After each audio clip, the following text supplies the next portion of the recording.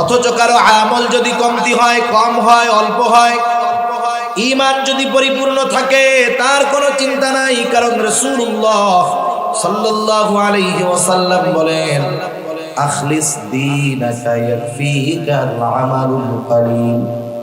নবীজি বলেন, তোমার ঈমান খাঁটি করো, অল্প আমল নাজাতের জন্য যথেষ্ট হয়ে যাবে। কিন্তু ঈমান খাঁটি না, ঈমান অসম্পূর্ণ, ঈমানের মধ্যে ত্রুটি, আমলের অভাব নাই, ঈমান পরিপূর্ণ না হওয়ার কারণে হয়তো ওই ব্যাপক আমলগুলা আল্লাহর দরবারে গৃহীত হবে না, কবুল হয়তো হবে না। এজন্য ঈমান যদি পরিপূর্ণ করতে হয় আমাদেরকে আমানতদার হতে হবে। কি হইতে হবে বলেন? আমানতদার। আমার আপনার নবীজি আমানতদার ছিলেন। কেমন আমানতদার ছিলেন? রাসূল আকরাম সাল্লাল্লাহু আলাইহি ওয়াসাল্লাম নবুয়াতির পূর্বেই ওনার উপাধি কাফেররা দিয়েছিল সত্যবাদী, আমানতদার। এরপরে যখন রাসূলুল্লাহ সাল্লাল্লাহু আলাইহি ওয়াসাল্লাম নবুয়াত পেলেন, কাফেরদেরকে যখন মূর্তি পূজা ছেড়ে আল্লাহ তাআলার একত্ববাদের দিকে আহ্বান করলেন, বাপ দাদার মন গড়া ধর্ম ত্যাগ করে যখন তাওহীদবাদী ধর্মের দিকে আহ্বান করলেন, আল্লাহর দিকে ডাকলেন, কাফেররা, যেই কাফেররা আমার আপনার নবীকে এত মহব্বত করতো, ভালোবাসতো, ওই কাফেররা এখন আমার আপনার নবীর দুশমন হয়ে গেল, বিরোধী হয়ে গেল। হরেক রকমের অত্যাচার আমার আপনার নবীজির উপর বারবার মেরে ফেলার অপচেষ্টা করেছে কাফেররা। যতই নবীজির সাথে তারা দুশমনি করুক না কেন, শত্রুতা করুক না কেন, দিন শেষে ওই কাফেররা তাদের দামি দামি সম্পদগুলার নিরাপত্তার স্বার্থে যেই নবীজির উপরে অত্যাচার করত, জুলুম করত, কাফেররা দিন শেষে তাদের সম্পদগুলা আমার আপনার নবীর কাছে গিয়ে আমানত রাখত। নবীজিকে কষ্ট দিত, জুলুম করত, অত্যাচার করত, এরপরেও আমানত নবীজির কাছে গিয়ে রাখত। তাহলে দেখেন আমার আপনার নবীর ব্যাপারে কাফেরদের কেমন সুধারণা ছিল, যে আমরা যতই কষ্ট মুহাম্মদকে দেই না কেন, যতই অত্যাচার জুলুম তাকে আমরা করি না কেন, সে আমানতের খেয়ানত করবে না। কেমন নবী, কেমন আখলাক ওয়ালা নবী। নবীজিও আমানতদারিতার ব্যাপারে কেমন ছিলেন?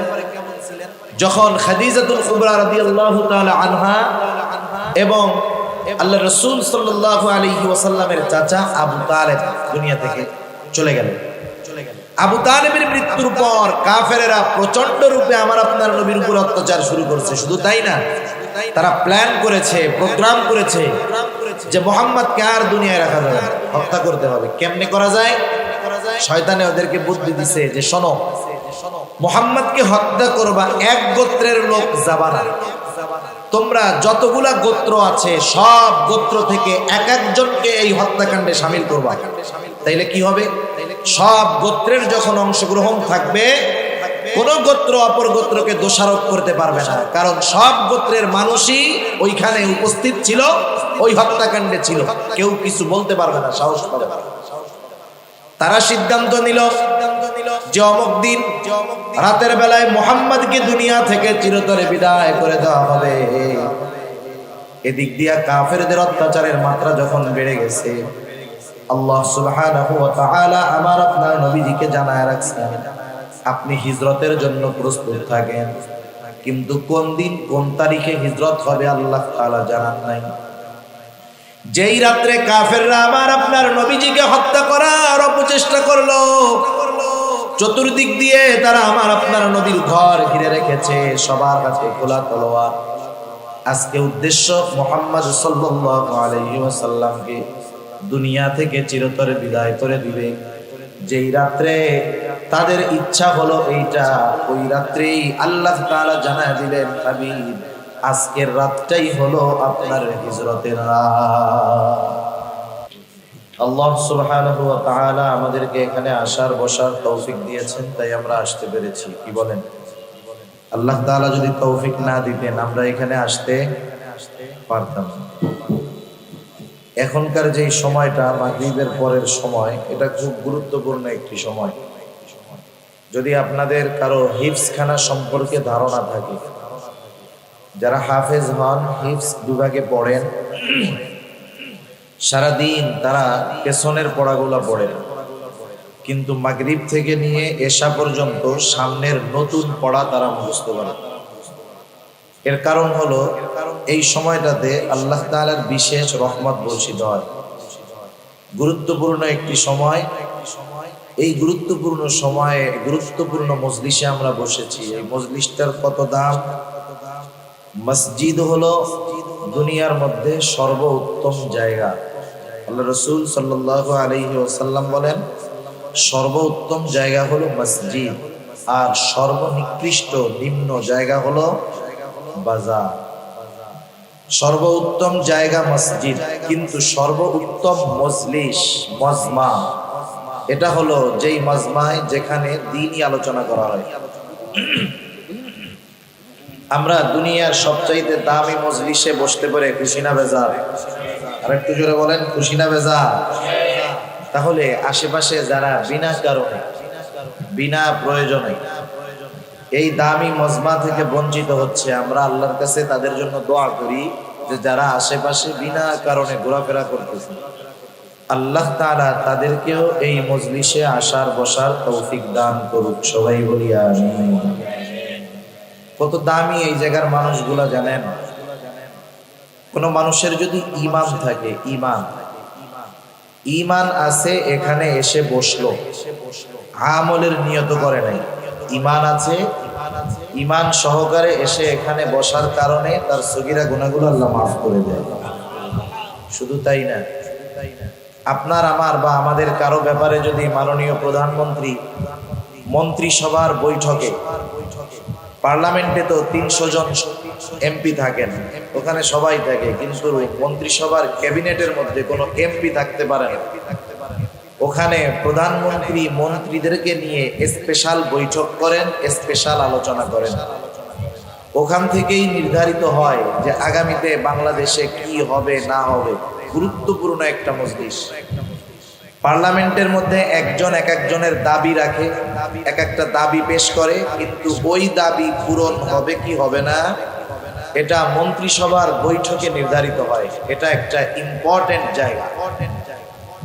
ওই রকম গুরুত্বপূর্ণ একটি মজলিসে সব মন্ত্রীদের সামনে যদি প্রধানমন্ত্রী আপনাদের বা আমাদের কারো প্রশংসা করে, যদি বলে যে ওই জোবরা গ্রামের একটা যুবক আব্দুর রহমান, যুবকটা খুব ভালো, প্রধানমন্ত্রী যদি মন্ত্রিসভার বৈঠকে বলে, আর বিশ্বস্ত সূত্রে যদি আপনার কাছে খবরটা আসে, আপনার এমপি সাহেব জানাইলো যে আব্দুর রহিম, প্রধানমন্ত্রী তো মন্ত্রিসভার বৈঠকে সব মন্ত্রীদের সামনে তোমার প্রশংসা করেছে, বলেন তো জোবরা এলাকার আব্দুর রহিম খুশি হবে না বেজার হবে?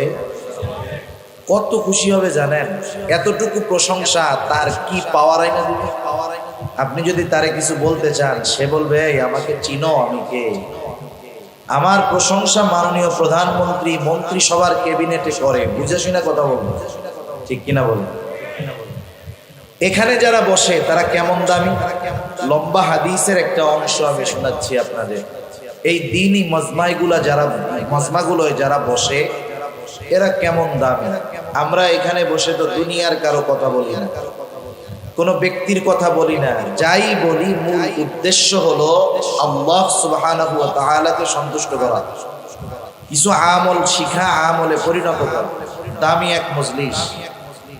রাসূলুল্লাহ সাল্লাল্লাহু আলাইহি ওয়াসাল্লাম বলেন, এই দ্বীনি মজলিসগুলোর মধ্যে যারা বসে, নবীজি বলেন ওয়া যাকারাহুমুল্লাহু ফী মান ইনদা, এই মজলিসে যেই মানুষই বসুক না কেন, আল্লাহ তাআলা তার নৈকট্যপ্রাপ্ত ফেরেশতাদের সামনে এই মজলিসে উপস্থিত মানুষদের সম্পর্কে আলোচনা করে। সুবহানাল্লাহ। আমি আপনি প্রধানমন্ত্রী মন্ত্রিসভার ক্যাবিনেটে আলোচনা করলে খুশি হই, আল্লাহ তাআলা আমাদের কথা, আমাদের প্রশংসা ফেরেশতাদের সামনে করুক, এতে আমরা খুশি না? জোরে বলেন, খুশি না? তাহলে এই মজলিসে যারা আসে এরা অনেক দামি মানুষ।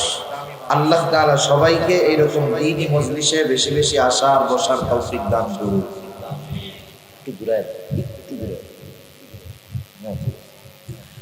আমি আপনাদের খেদমতে পবিত্র কোরআনুল কারীমের একটা আয়াত ও রাসূল আকরাম সাল্লাল্লাহু আলাইহি ওয়াসাল্লামের অগণিত হাদিস থেকে একটা হাদিস পাঠ করেছি। আল্লাহ সুবহানাহু ওয়া তাআলা উক্ত আয়াতে কারীমার মধ্যে রাসূল আকরাম সাল্লাল্লাহু আলাইহি ওয়াসাল্লামকে ওয়াজ করার নির্দেশ দিয়েছেন, আদেশ দিয়েছেন। ওয়াজ করার আদেশ যে শুধু আল্লাহ তাআলা দিয়েছেন তা নয়, বরং আল্লাহ তাআলা নিজেও আমাদেরকে ওয়াজ করেছেন। কোরআনুল কারীমের মধ্যে আয়াতের সংখ্যা কেউ বলেন ৬৬৬৬ আয়াত, কেউ বলেন ৬৬২৩ আয়াত। সংখ্যাটা যাই হোক, এই ৬৬৬৬ আয়াতের মধ্যে মাত্র ৫০০ আয়াত হলো বিধানাবলী সংক্রান্ত। কত আয়াত? ৫০০। বাকি থাকে কত? ৬১৬৬ আয়াত। এই ৬১৬৬ আয়াতের মধ্যে শুধু ওয়াজ, জান্নাতের ওয়াজ, জাহান্নামের ওয়াজ, পরকালের ওয়াজ, অতীতের নবীদের ঘটনার ওয়াজ, বিভিন্ন উপমা, উদাহরণ, মেসাল, এক্সাম্পল যাই বলেন না কেন, এগুলার ওয়াজ। আল্লাহ তাআলা ওয়াজ করেছেন নিজে ৬১৬৬ আয়াতে। শুধু নিজে ওয়াজ করেছেন তা না, রাসূলুল্লাহ সাল্লাল্লাহু আলাইহি ওয়াসাল্লামকে ওয়াজ করতে বলেছে কে? আল্লাহ তাআলা। আল্লাহ তাআলা বলেন, ওয়াযাক্কির ফাইন্নায যিকরা তানফাউল মুমিনিন। আল্লাহ রাব্বুল আলামিন বলেন, আপনি ওয়াজ করেন, নসিহত করেন, উপদেশ দেন। কেন আপনি ওয়াজ করবেন, কেন নসিহত করবেন, কেন উপদেশ দিবেন? আল্লাহ তাআলাই বলেন, ফাইন্নায যিকরা তানফাউল মুমিনিন। কারণ ওয়াজ, নসিহত, উপদেশ এটা মুমিনদের জন্য উপকারী। এই যে দেখেন যুবকেরা এলাকাবাসীর সহযোগিতায় একত্রে আয়োজন করেছে ওয়াজের আয়োজন, এটা কিন্তু অনেক উপকারী, আমাদের জন্য অনেক উপকারী বিষয়। এই ওয়াজগুলা রাসূলুল্লাহ সাল্লাল্লাহু আলাইহি ওয়াসাল্লাম সেজন্য আমাদেরকে ওয়াজ করেছেন। হাদিসের পাতায় পাতায় রাসূল আকরাম সাল্লাল্লাহু আলাইহি ওয়াসাল্লামের ওয়াজ আছে। আমি আপনাদের খেদমতে রাসূলুল্লাহ সাল্লাল্লাহু আলাইহি ওয়াসাল্লামের একটা নসিহত মাখা ওয়াজ, একটা হাদিস আপনাদের খেদমতে পাঠ করেছি। বড় গুরুত্বপূর্ণ একটা হাদিস, মুসনাদে আহমদের হাদিস। রাসূল আকরাম সাল্লাল্লাহু আলাইহি ওয়াসাল্লাম এই হাদিসের মধ্যে আমাদেরকে গুরুত্বপূর্ণ ৪টি নসিহত তথা ওয়াজ করেছেন। ৪টি বিষয়ের উপদেশ দিয়েছেন। কয়টি বিষয়? ৪টি বিষয়। রাসূল আকরাম সাল্লাল্লাহু আলাইহি ওয়াসাল্লামের ওয়াজ নসিহতের উপরে আমল করতে পারলে প্রকৃত মানুষ হওয়া যায়। হাত পা থাকলেই মানুষ হয় না, চেহারা সুন্দর হলেই তাকে মানুষ বলে না। একজনের যদি চারিত্রিক বৈশিষ্ট্য খারাপ হয়, অনৈতিক ব্যক্তি হয়, জালেম হয়, চরিত্র তার যদি খারাপ হয়, আমরা অনেক সময় তাকে কি বলি? ওইটা মানুষ না, ওইটা মানুষের মতো দেখতে, কিন্তু এটা জানোয়ারের চাইতে খারাপ। আমরা বলি না এরকম? কিন্তু একজন কালো মানুষ, দেখতে ভালো না, বংশ ভালো না, কিন্তু তার আখলাক ভালো, আমল ভালো, আদবওয়ালা, আমরা কি বলি? লোকটা যেই বংশের হোক, দেখতে যেমন হোক, ওইটা মানুষের মতো মানুষ। ঠিক কিনা বলেন? তার মানে বোঝা গেল সম্পদ, চেহারা, বংশ এগুলার কারণে মূলত মানুষ বলে মানুষ বিবেচিত হয় না। মানুষ হওয়ার জন্য কিছু গুণাবলীর প্রয়োজন হয়, কিছু জিনিস গ্রহণ করতে হয়, কিছু জিনিস ত্যাগ করতে হয়। যারা কিছু জিনিস গ্রহণ করতে পারে আর কিছু বদ খাসলাত ত্যাগ করতে পারে, এরা দেখতে যেমন হোক, বংশ যেমন হোক, এরা আল্লাহ তাআলার কাছে মানুষ বলে বিবেচিত হয়। ঠিক কিনা বলেন? আর যারা আমরা প্রকৃত মানুষ হতে পারবো, এদের দুনিয়া আখিরাতে কোনো চিন্তা নাই। কারণ প্রকৃত মানুষের মতো মানুষ যারা, এদের দুনিয়া আখিরাতের সব কিছুর জিম্মাদারি কে নেয়? আল্লাহ তাআলা। সেজন্য জীবন গড়ার জন্য, মানুষের মতো মানুষ হওয়ার জন্য আমাদেরকে ভালো কিছু গুণাবলী অর্জন করার দরকার। আমি রাসূল আকরাম সাল্লাল্লাহু আলাইহি ওয়াসাল্লামের যে হাদিসখানা পাঠ করেছি, উক্ত হাদিসের মধ্যে আল্লাহ তাআলা, আল্লাহর নবী প্রকৃত মানুষ হওয়ার জন্য যেই গুণাবলীগুলো দরকার, এর মধ্যে থেকে গুরুত্বপূর্ণ কয়েকটা গুণাবলী আল্লাহ নবী বর্ণনা করেছেন। শুধু তাই না, এই গুণাবলীগুলা যদি কেউ অর্জন করে তার দুনিয়ার লাভ আছে। এই গুণগুলা অর্জনের মাধ্যমে শুধু যে পরকালে লাভ হবে তা না, দুনিয়াতেও লাভ হবে। দুনিয়া পাওয়ার নসিহত নবীজি করেছেন। এই 4 গুণ যে অর্জন করবে, আল্লাহ রাসূল সাল্লাল্লাহু আলাইহি ওয়াসাল্লাম বলেছেন, দুনিয়ার সম্পদ না থাকলেও দুনিয়ার কোনো কিছু তার মিস হবে না। সুবহানাল্লাহ। তাহলে আমরা দুনিয়া পাওয়ার জন্য হইলো একটু শুনি, কি বলেন? قال رسول الله صلى الله عليه وسلم أربع إذا كنا فيك فلا عليك ما فاتك من الدنيا। রাসূলুল্লাহ সাল্লাল্লাহু আলাইহি ওয়াসাল্লাম বলেন, আরবাউন, 4টি জিনিস, ইদা কুন্না ফিকা ফালা আলাইকা, যখন তোমাদের কারো মধ্যে থাকবে। কয়টা জিনিস? একটু জোরে বলেন, আবার বলেন, কয়টা জিনিস? 4টা জিনিস যখন তোমাদের কারো মধ্যে থাকবে, ফালা আলাইকা, কিন্তু দুনিয়ার কোনো কিছুই নাই। 4টি গুণ আছে কিন্তু দুনিয়ার কোনো সম্পদ নাই। নবীজি বলেন, তাতে কি কোনো অসুবিধা নাই? 4 গুণ আছে, দুনিয়ার কোনো কিছু নাও যদি থাকে, চিন্তা করো না। মা ফাতাকা মিনাদ দুনিয়া, এই 4 গুণ থাকার কারণে দুনিয়ার কোনো কিছু তার হাত ছাড়া হবে না। 4 জিনিস বা 4 গুণ যদি তার মধ্যে থাকে, দুনিয়ার কোনো কিছু হাত ছাড়া হবে না। এটা সাধারণ কোনো মানুষের কথা না। এই কথাটা যে মানুষ বলেছে, গোটা জিন্দেগিতে একটা মিথ্যা কথাও সে বলেনি। সুবহানাল্লাহ। তিনি আমার আপনার নবী। এখন 1 নম্বর প্রশ্ন হলো, দুনিয়ার সম্পদ যদি না থাকে, তাইলে দুনিয়া হাতছাড়া হইল না, এটা কেমন কথা? আমি 2টা উদাহরণ দিলে বুঝতে সহজ হবে যে দুনিয়াতে থাকলেই খাওয়া যায় না, আর না থাকলেই যে খাইতে পারে না, বিষয়টাও এমন না। কথা বুঝতেছেন আপনারা? একটু দিলের কান সজাগ রেখে, মানে অন্তরের তো একটা কান আছে, কান যে শুধু যে এই চামড়া 2টা কান তা না, এই অন্তরের সাথেও একটা কান আছে। চামড়ার কান দিয়ে শোনা যায়, শ্রবণ করা যায়, কিন্তু বোঝার জন্য হৃদয়ের কানের দরকার। চামড়ার কান তো গরু ছাগলেরও আছে, ওরাও শোনে। গরু ছাগল শোনে না?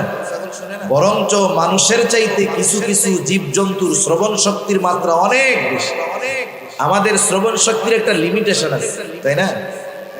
একটা পর্যায়ে আমরা শুনি, একটা সময় যদি ওই মাত্রা অতিরঞ্জিত হয়ে যায়, অতিরিক্ত আওয়াজ হওয়ার পরে আর আমরা শুনতে পাই না।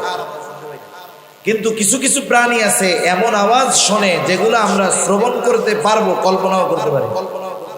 তাহলে বোঝা গেল, শ্রবণ শক্তি বেশি হলেই যে একজন মানুষ বুঝতে পারবে তা না। যার অন্তর ঠিক আছে, অন্তরের কান সজাগ আছে, সে বুঝতে পারবে। আর মানুষ যেটা বুঝতে পারে সেটা তার স্মরণ থাকে বেশি দিন, ঠিক না? আপনারা তো অনেক মানে ভার্সিটির পাশে তো শিক্ষিত মানুষ, আপনারা বুঝবেন, এটা বোঝা যাবে। কারণ আপনারা যখন অঙ্ক করছেন, অঙ্ক বলেন তো, অঙ্ক মুখস্থ করলে টিকবে কয়দিন? 1 সপ্তাহ টিকবে অঙ্ক মুখস্থ যদি কেউ করে। কিন্তু কেউ যদি একটা অঙ্ক বুঝে 50 বছর পরেও ওই অঙ্ক যদি তার সামনে দেওয়া হয়, সে পুরাপুরি না পারুক, যতটুকু করবে নির্ভুল করবে, কারণ সে অঙ্ক সূত্র অনুসারে বুঝতে পেরেছে, ঠিক কিনা বলে? এজন্য মানুষ যেটা বুঝতে পারে এর স্থায়িত্ব বেশি হয়, আর যেটা বুঝতে পারে স্থায়িত্ব বেশি হওয়ার কারণে স্মরণে থাকে, আমল করা সম্ভব হয়।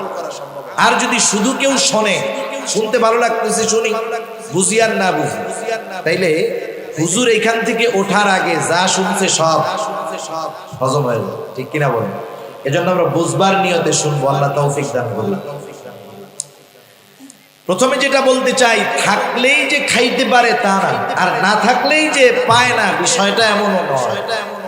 যেমন মনে করেন আপনাদের চট্টগ্রাম শহরে অনেক সম্পদওয়ালা, এমনও মানুষ আছে কোটি কোটি টাকার মালিক, দৈনিক তার লক্ষ লক্ষ টাকা ইনকাম, লাভ। এমনও মানুষ আছে সমাজের মধ্যে অভাব নাই। মনে করেন এই মানুষটা অসুস্থ হয়ে গেল, যারা সম্পদের পেছনে বেশি ছোটে ওরা অল্প অসুস্থ হলে মৃত্যুকে ভয় পায় বেশি। সম্পদওয়ালা দুই ধরনের হয়, এক ধরনের সম্পদওয়ালা হলো দিনদার সম্পদওয়ালা, যারা দিনকে প্রাধান্য দেয় এরপরে দুনিয়া ইনকাম করে, নামাজ রোজা হজ যাকাত দান সাদকা এইসব বিষয় আগে, এরপরে তার দুনিয়ার লাইন। এরকম অনেক কোটিপতি আছে না নাই, যে দিনের ব্যাপারে সে খুব কঠোর। আবার কিছু মানুষ আছে সম্পদ উপার্জন করতে গিয়ে দিনকে বাদ দিয়ে দিছে, সে দিনকে একটা অপশনাল বিষয় মনে করে, যে সপ্তাহে একদিন জুমা পড়লাম, প্রতি বছর 2 ঈদের নামাজ পড়লাম, মাঝে মধ্যে কেউ মারা গেলে জানাজা পড়লাম, এটাই মনে হয় দিন। দুনিয়ামুখী সম্পদওয়ালা যারা, দিন পরিত্যাগ করে যারা টাকাওয়ালা হয়েছে, এরা মৃত্যুকে বেশি ভয় পায়। মনে করেন লোকটা অসুস্থ হয়ে গেল, আর এখন যেই জামানা অল্প অসুস্থ হলেই মানুষ ভয় পেয়ে যায় বেশি। দুনিয়ামুখী মানুষগুলা মৃত্যুকে ভয় পায় বেশি। যেমন করোনাকালীন সময়, আপনারা তো শহরের মানুষ, কতটুকু বুঝতে পেরেছেন জানি না, শহরের সম্পদওয়ালা যারা, এরা করোনার ব্যাপারে খুব সেনসিটিভ ছিল। শুধু সেনসিটিভ না, বিশ্ব স্বাস্থ্য সংস্থা ওদেরকে যা বলতো করোনা থেকে বাঁচার জন্য ওরা তাই করত, ঠিক কিনা বলেন? বিশ্ব স্বাস্থ্য সংস্থা বলতেছে মাস্ক লাগাইতে হবে, ওরা একটার জায়গায় 3টা লাগায়। মাশাআল্লাহ। বলছে যে ঘন ঘন হাত ধুইতে হবে, হাত যদি না ধোয়া যায় হ্যান্ড স্যানিটাইজার দিয়ে এটারে বারবার মুছতে হবে, একজনের থেকে 3 ফিট দূরত্বে দাঁড়াইতে হবে।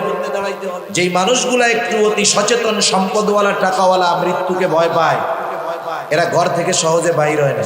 বাহির যদি হয় 3-4টা মাস্ক লাগায় একসাথে, এক পকেটের মধ্যে হ্যান্ড স্যানিটাইজার আর এক পকেটের মধ্যে স্যাভলন। রাস্তায় বের হলে একটু পর পর দেখবেন স্প্রে করে আর তায়াম্মুম করে, দেখেন না আপনারা? এরকম করে। শুধু তাই না, ওই সময় যখন এটা ব্যাপক আকারে সারা দেশে, আপনি যদি কারো পাশে গিয়ে দাঁড়ান, আপনার এসে মানুষ মনে করতো না, মনে করতো এইটাই মনে হয় করোনা, লাভ দিয়া 3 হাত দূরে চলে, ঠিক না? কিন্তু আমরা কি দেখলাম, এই ধরনের অতি সতর্ক মানুষগুলোই করোনায় অতি আক্রান্ত হয়েছে এবং অতি বেশি এরাই হচ্ছে, ঠিক কিনা বলুন?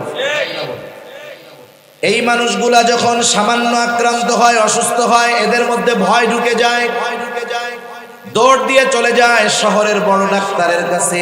ডাক্তারও বোঝে টাকাওয়ালা, আমি যদি ওকে অল্প টাকার ওষুধ দেই, ওর ওতে ইতমিনান হবে না, অন্তরের প্রশান্তি আসবে না। এই জন্য সম্পদওয়ালা, টাকাওয়ালা মানুষ যারা, ডাক্তারেরা ওদের কোনো অসুস্থতা না থাকলেও ইচ্ছা করে 50,000 টাকার টেস্ট দেয়। কারণ দেখবেন টাকাওয়ালারা প্রাউড ফিল করে, আপনার কাছে এসে বলবে চট্টগ্রাম শহরের অমুক ডাক্তারটা খুব বড় ডাক্তার। কেন? বলে আমি যাওয়ার সাথে সাথে আমাকে পরীক্ষা নিরীক্ষা করে 1 লক্ষ টাকার টেস্ট দিয়েছে, খুব বড় ডাক্তার। ডাক্তাররা বুঝে, মাইন্ড বুঝে, এই জন্য বিনা কারণে ওদেরকে পরীক্ষা দেয়, ওরাও কিছু ইনকাম করে। যাই হোক, তাকে পরীক্ষা দেওয়া হলো। 2-3 দিন পর পরীক্ষার ফলাফল নিয়ে, রিপোর্ট নিয়ে ডাক্তারের কাছে হাজির। ডাক্তার রিপোর্টটা দেখে বলে, শোনেন ভাই, আপনার শারীরিক অবস্থা কিন্তু ভালো না। আপনার হার্ট সমস্যা, হৃদরোগের সমস্যা, ডায়াবেটিক্সের সমস্যা, উচ্চ রক্তচাপ, সাথে সাথে কিডনিতেও একটু সমস্যা ধরা দিয়েছে। এখনের প্রফেশনাল বড় বড় রোগ হলো এইগুলা। ও যখন শুনতে পারছে কিডনি সমস্যা, হার্টের সমস্যা, ডায়াবেটিস, উচ্চ রক্তচাপ, সে প্রচন্ড ভীত হয়ে গেল। ডাক্তার এবার তাকে বলতেছে, শোনেন, আপনি যদি বাকি জিন্দেগি সুস্থ অবস্থায় অতিবাহিত করতে চান, তাহলে আমি যেই প্রেসক্রিপশন দিব, আমি যা বলবো হুবহু আপনাকে তা শুনতে হবে। এবার ডাক্তার যা বলবে তারা তাই শুনবে, কোনো সন্দেহ নেই। আপনাদের এলাকায় আছে কিনা জানি না, আমি আমাদের ঢাকায় মাঝে মধ্যে দেখি ফজরের আগে উঠে একদল মুরব্বী দৌড়ায়, ট্রাউজার গেঞ্জি পরে দৌড়ায়। কেন দৌড়ায়? ডায়াবেটিক্স হয়ে গেছে, বিভিন্ন শারীরিক সমস্যার কারণে ডাক্তার সকালবেলা দৌড়াইতে বলছে। কারণ একবারে সকালের অক্সিজেনটা থাকে পিওর, গাড়ি গুড়ি চলে না, ধুলাবালি থাকে না, পিওর অক্সিজেন নিবেন আর দৌড়াদৌড়ি করবেন। অথচ এই সকালবেলায় ওঠার আদেশ ডাক্তারের আগে কে দিয়েছে? সেই সময় কিন্তু ওঠে নাই। ডাক্তার যখন উঠতে বলছে অ্যালার্ম দিয়ে, সে ভোর 4টায় উঠে দৌড়ায়। কিন্তু আল্লাহর ডাকে যদি আগের থেকে সাড়া দিত, এই গজব তারে পাইতো না, ঠিক কিনা? ডাক্তার যা বলবে এখন সে হুবহু তাই শুনবে। ডাক্তার তাকে কিছু ওষুধ দিয়ে বলল, শোনেন এগুলা সেবন করবেন, সাথে সাথে আগামী 6 মাস আমি যা খাইতে বলি তাই খাবেন। কি খাবেন আপনি? পরিবারের মানুষ যা খায় খাক, আগামী 6 মাস আপনার খাবার হলো আতপ চাউল। চিনেন আপনারা আতপ চাউল? চট্টগ্রামের মানুষ আপনারা তো আতপ চাউল খান। ডাক্তার বলল, শোনেন আপনি আগামী 6 মাস খাবেন আতপ চাউলের জাউ। জাউ চিনেন? নরম করে পাতলা করে রান্না করে আতপ চাউলের জাউ। এটা কিন্তু খুব প্রোটিন একটা খাবার, খুব উপকারী খাবার। তবে শর্ত হলো, আপনার যেহেতু উচ্চ রক্তচাপের মাত্রাটা বেশি, আপনি আতপ চাউলের জাউ খাবেন, তবে তার মধ্যে লবণ দিতে পারবেন না। এখন আমারে বলেন, মশলা তেল যতই দেন, লবণ যদি খাবারে না হয়, এটা গরু ছাগলেও খায় না। গরু ছাগল যদি কেউ লালন পালন করে থাকেন বুঝবেন, গরু ছাগলকে খাবার দিলে ও আগে অন টেস্ট করে, অন টেস্ট। জিব্বা দিবে ওই জায়গায়, জিব্বা লাগায় যখন দেখবে লবণ হয় নাই, ও খাবে না, আস্তে ওইটার থেকে মুখ ফিরিয়ে নিয়ে চলে যাবে। তাহলে ওই লোকের সম্পদের অভাব নাই। কিন্তু আল্লাহ তাআলা যদি চায়, এমন সিস্টেম করবে, এমন খাবার খাওয়াইতে পারে যেই খাবার গরু ছাগলেও খায় না। ঠিক কিনা বলেন? যে কথার জন্য বললাম যে দেখেন, দুনিয়ায় অভাব নাই তার, কিন্তু খাইতে পারে না, কারণ খাইতে দেয় না কে? আবার দুনিয়ায় নাই, তাকে কে খাওয়ায়? আল্লাহ তাআলা খাওয়ায়। কেমনে খাওয়ায়? আমাদের এলাকায় যদি কাউকে ইমাম হিসাবে নিয়োগ দেওয়া হয়, অধিকাংশ ক্ষেত্রে ইমামের খাবারের সিস্টেম হলো, যেই মহল্লার ইমাম তিনি ওই মহল্লার প্রতিটা বাড়িতে এক একদিন ওনার খাবারের ব্যবস্থা। মনে করেন ওনার মহল্লায় 60টা পরিবার আছে, 60টা পরিবার, নিয়ম হলো এক এক ফ্যামিলিতে ওনার খাবার হলো এক এক দিন। 2 মাসে এক বাসায় খাবার খায় কয়দিন ধরে বলেন? একদিন। যেই বাড়িতেই খাবার, আগের দিন ওই বাড়ির চাচি মুরব্বী চাচাকে অথবা তার ছেলেকে বলে, শোনো আগামী দিন হুজুরের খাবার কিন্তু আমাদের বাড়ি। আমরা নিজেরা প্রতিদিন যা খাই না খাই সেটা ভিন্ন কথা, কিন্তু হুজুর 2 মাসে মাত্র একবার খায়। ইমাম সাহেব, আমরা যা খাই তা তো হুজুরকে খাওয়ানো যাবে না। এক কাজ করো, বাজার থেকে একেবারে খাঁটি ভালো গরুর গোশত আনবা, একটা ভালো মুরগিও কিনে আইনো, রূপসাদা মাছ কিনে আইনো, ইলিশ মাছ কিনে আইনো। যাই হোক, হুজুর একটু বেশি খাওয়া দাওয়া হবে, তো এক কাজ করো, ফুলকলি থেকে ভালো একটা দইও নিয়ে এসো। ওই বাড়িতে খাবার, আবার পরের দিন যেই বাড়ি খাবে একদিনই খাবার। এইভাবে হুজুরের চলতেছে, ইমাম সাহেবের চলতেছে। মাসের শেষে হিসাব করলে দেখা যাবে ইমাম সাহেব 1 মাসে আল্লাহ তাআলা ওনাকে যেই পরিমাণ খাওয়াইছে, ওই খাবার যদি ওনাকে টাকা দিয়ে কিনে খাওয়া লাগতো, ওনার মসজিদ থেকে যেই বেতন দেয়, ওই 1 মাসের খাবার টাকা দিয়ে কিনে খাওয়া লাগলে 6 মাসের বেতন হতো। এখন তো ওনার কিনে খাওয়ার সামর্থ্য নাই, কিন্তু খাওয়ায় কে? আমি 2টা উদাহরণ দিলাম আর কি, যে থাকলেই খাইতে পারে এমনটা নয়, আবার দুনিয়ায় সম্পদ নাই, আল্লাহ তাআলা যে খাওয়ায় না, বিষয়টা এমন নয়। এজন্য নবী বলেন, 4টি গুণ তোমরা অর্জন করো।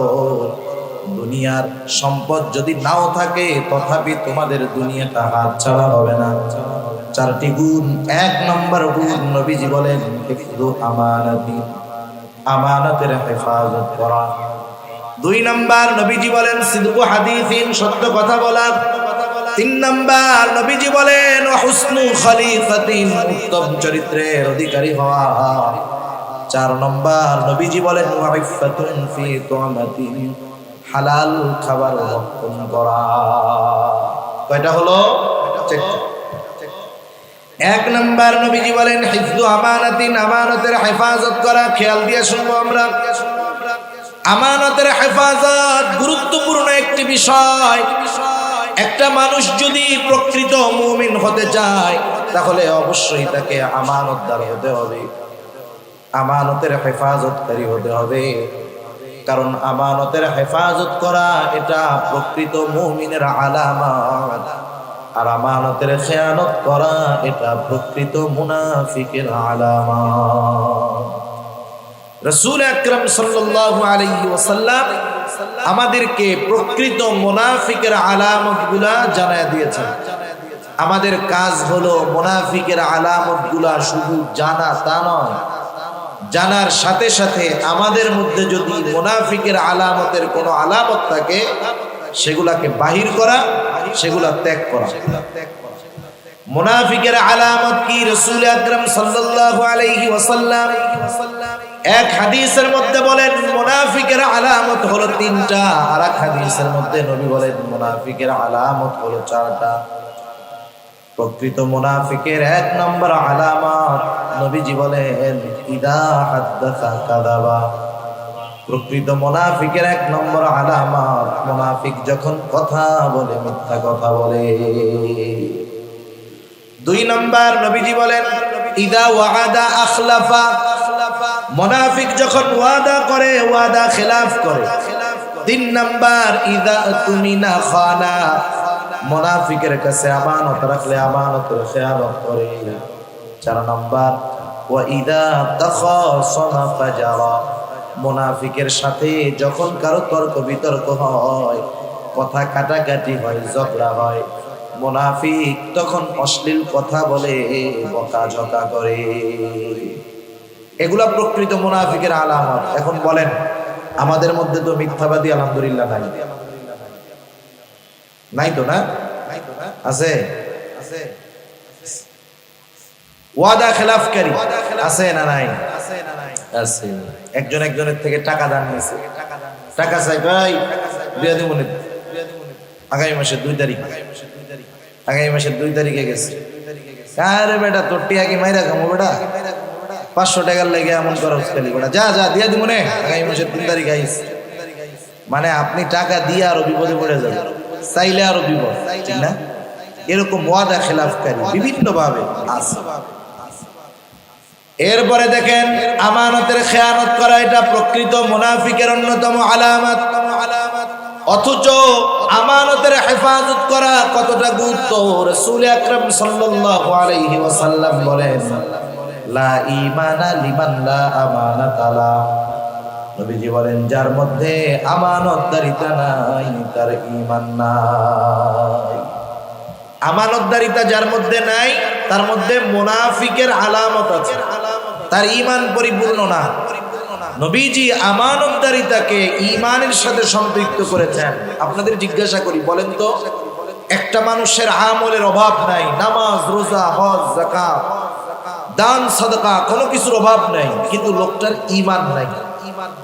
এই আমলগুলা নামাজ রোজা হজ যাকাত দান সাদকা, ঈমান যদি না থাকে কোনো কাজে আসবে?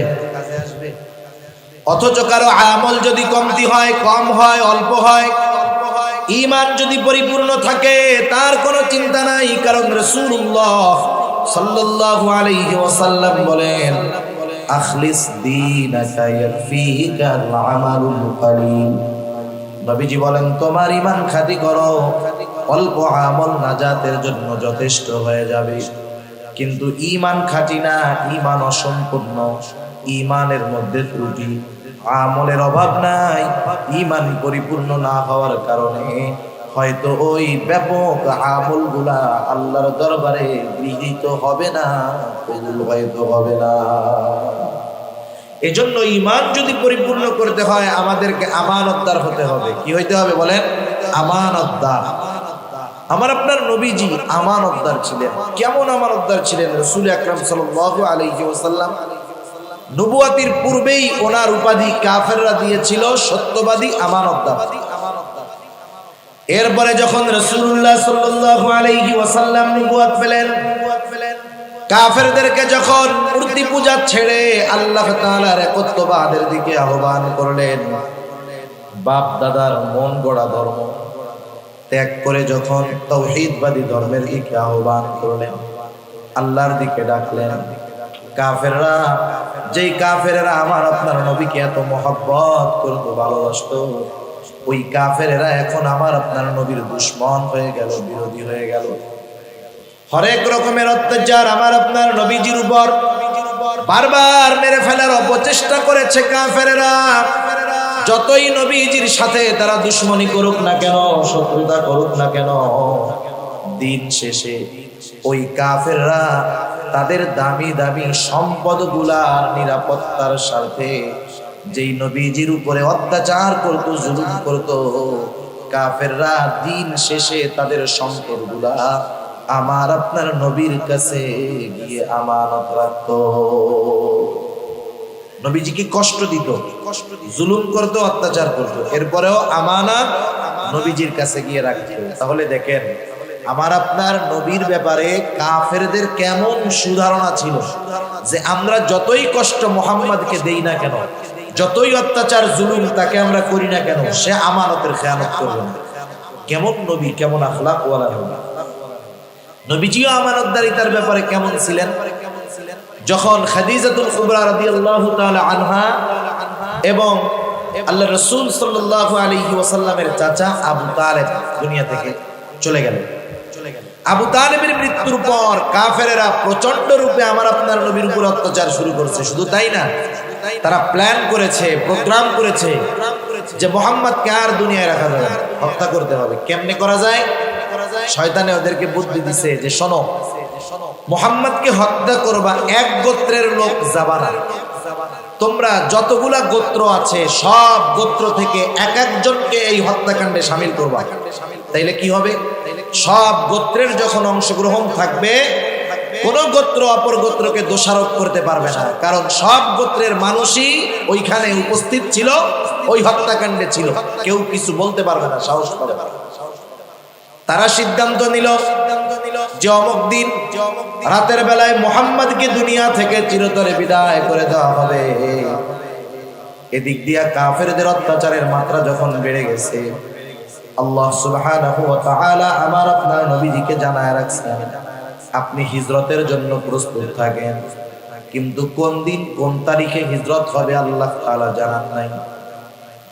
যেই রাত্রে কাফেররা আমার আপনার নবীজিকে হত্যা করার অপচেষ্টা করলো, চতুর্দিক দিয়ে তারা আমার আপনার নবীর ঘর ঘিরে রেখেছে, সবার কাছে খোলা তলোয়ার। আজকে উদ্দেশ্য মুহাম্মদ সাল্লাল্লাহু আলাইহি ওয়াসাল্লামকে দুনিয়া থেকে চিরতরে বিদায় করে দিবে। যেই রাত্রে তাদের ইচ্ছা হলো এইটা, ওই রাত্রেই আল্লাহ তাআলা জানায় দিলেন, হাবিব আজকের রাতটাই হলো আপনার হিজরতের রাত। কাফেররা আমার আপনার নবীর ঘর চারদিক দিয়ে ঘিরে রাখছে হত্যা করার জন্য। তাম দুনিয়ার মানুষ যদি একজনের ক্ষতি করার চেষ্টা করে, আল্লাহ তাআলা যদি তাকে নিরাপত্তা দেয়, বলেন তো সারা দুনিয়ার মানুষ মিলে তার ক্ষতি করতে পারবে?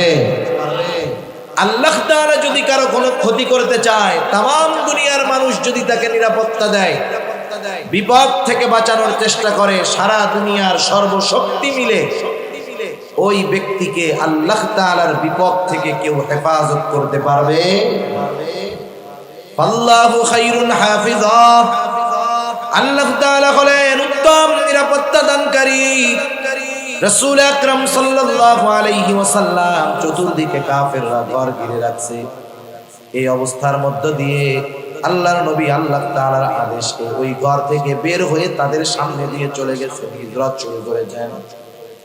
কিন্তু নবীজি হিজরত শুরু করার আগে ঘরের মধ্যে ওনার বিছানায় হযরত আলী রাদিয়াল্লাহু তাআলা আনহুকে রেখে গেলেন।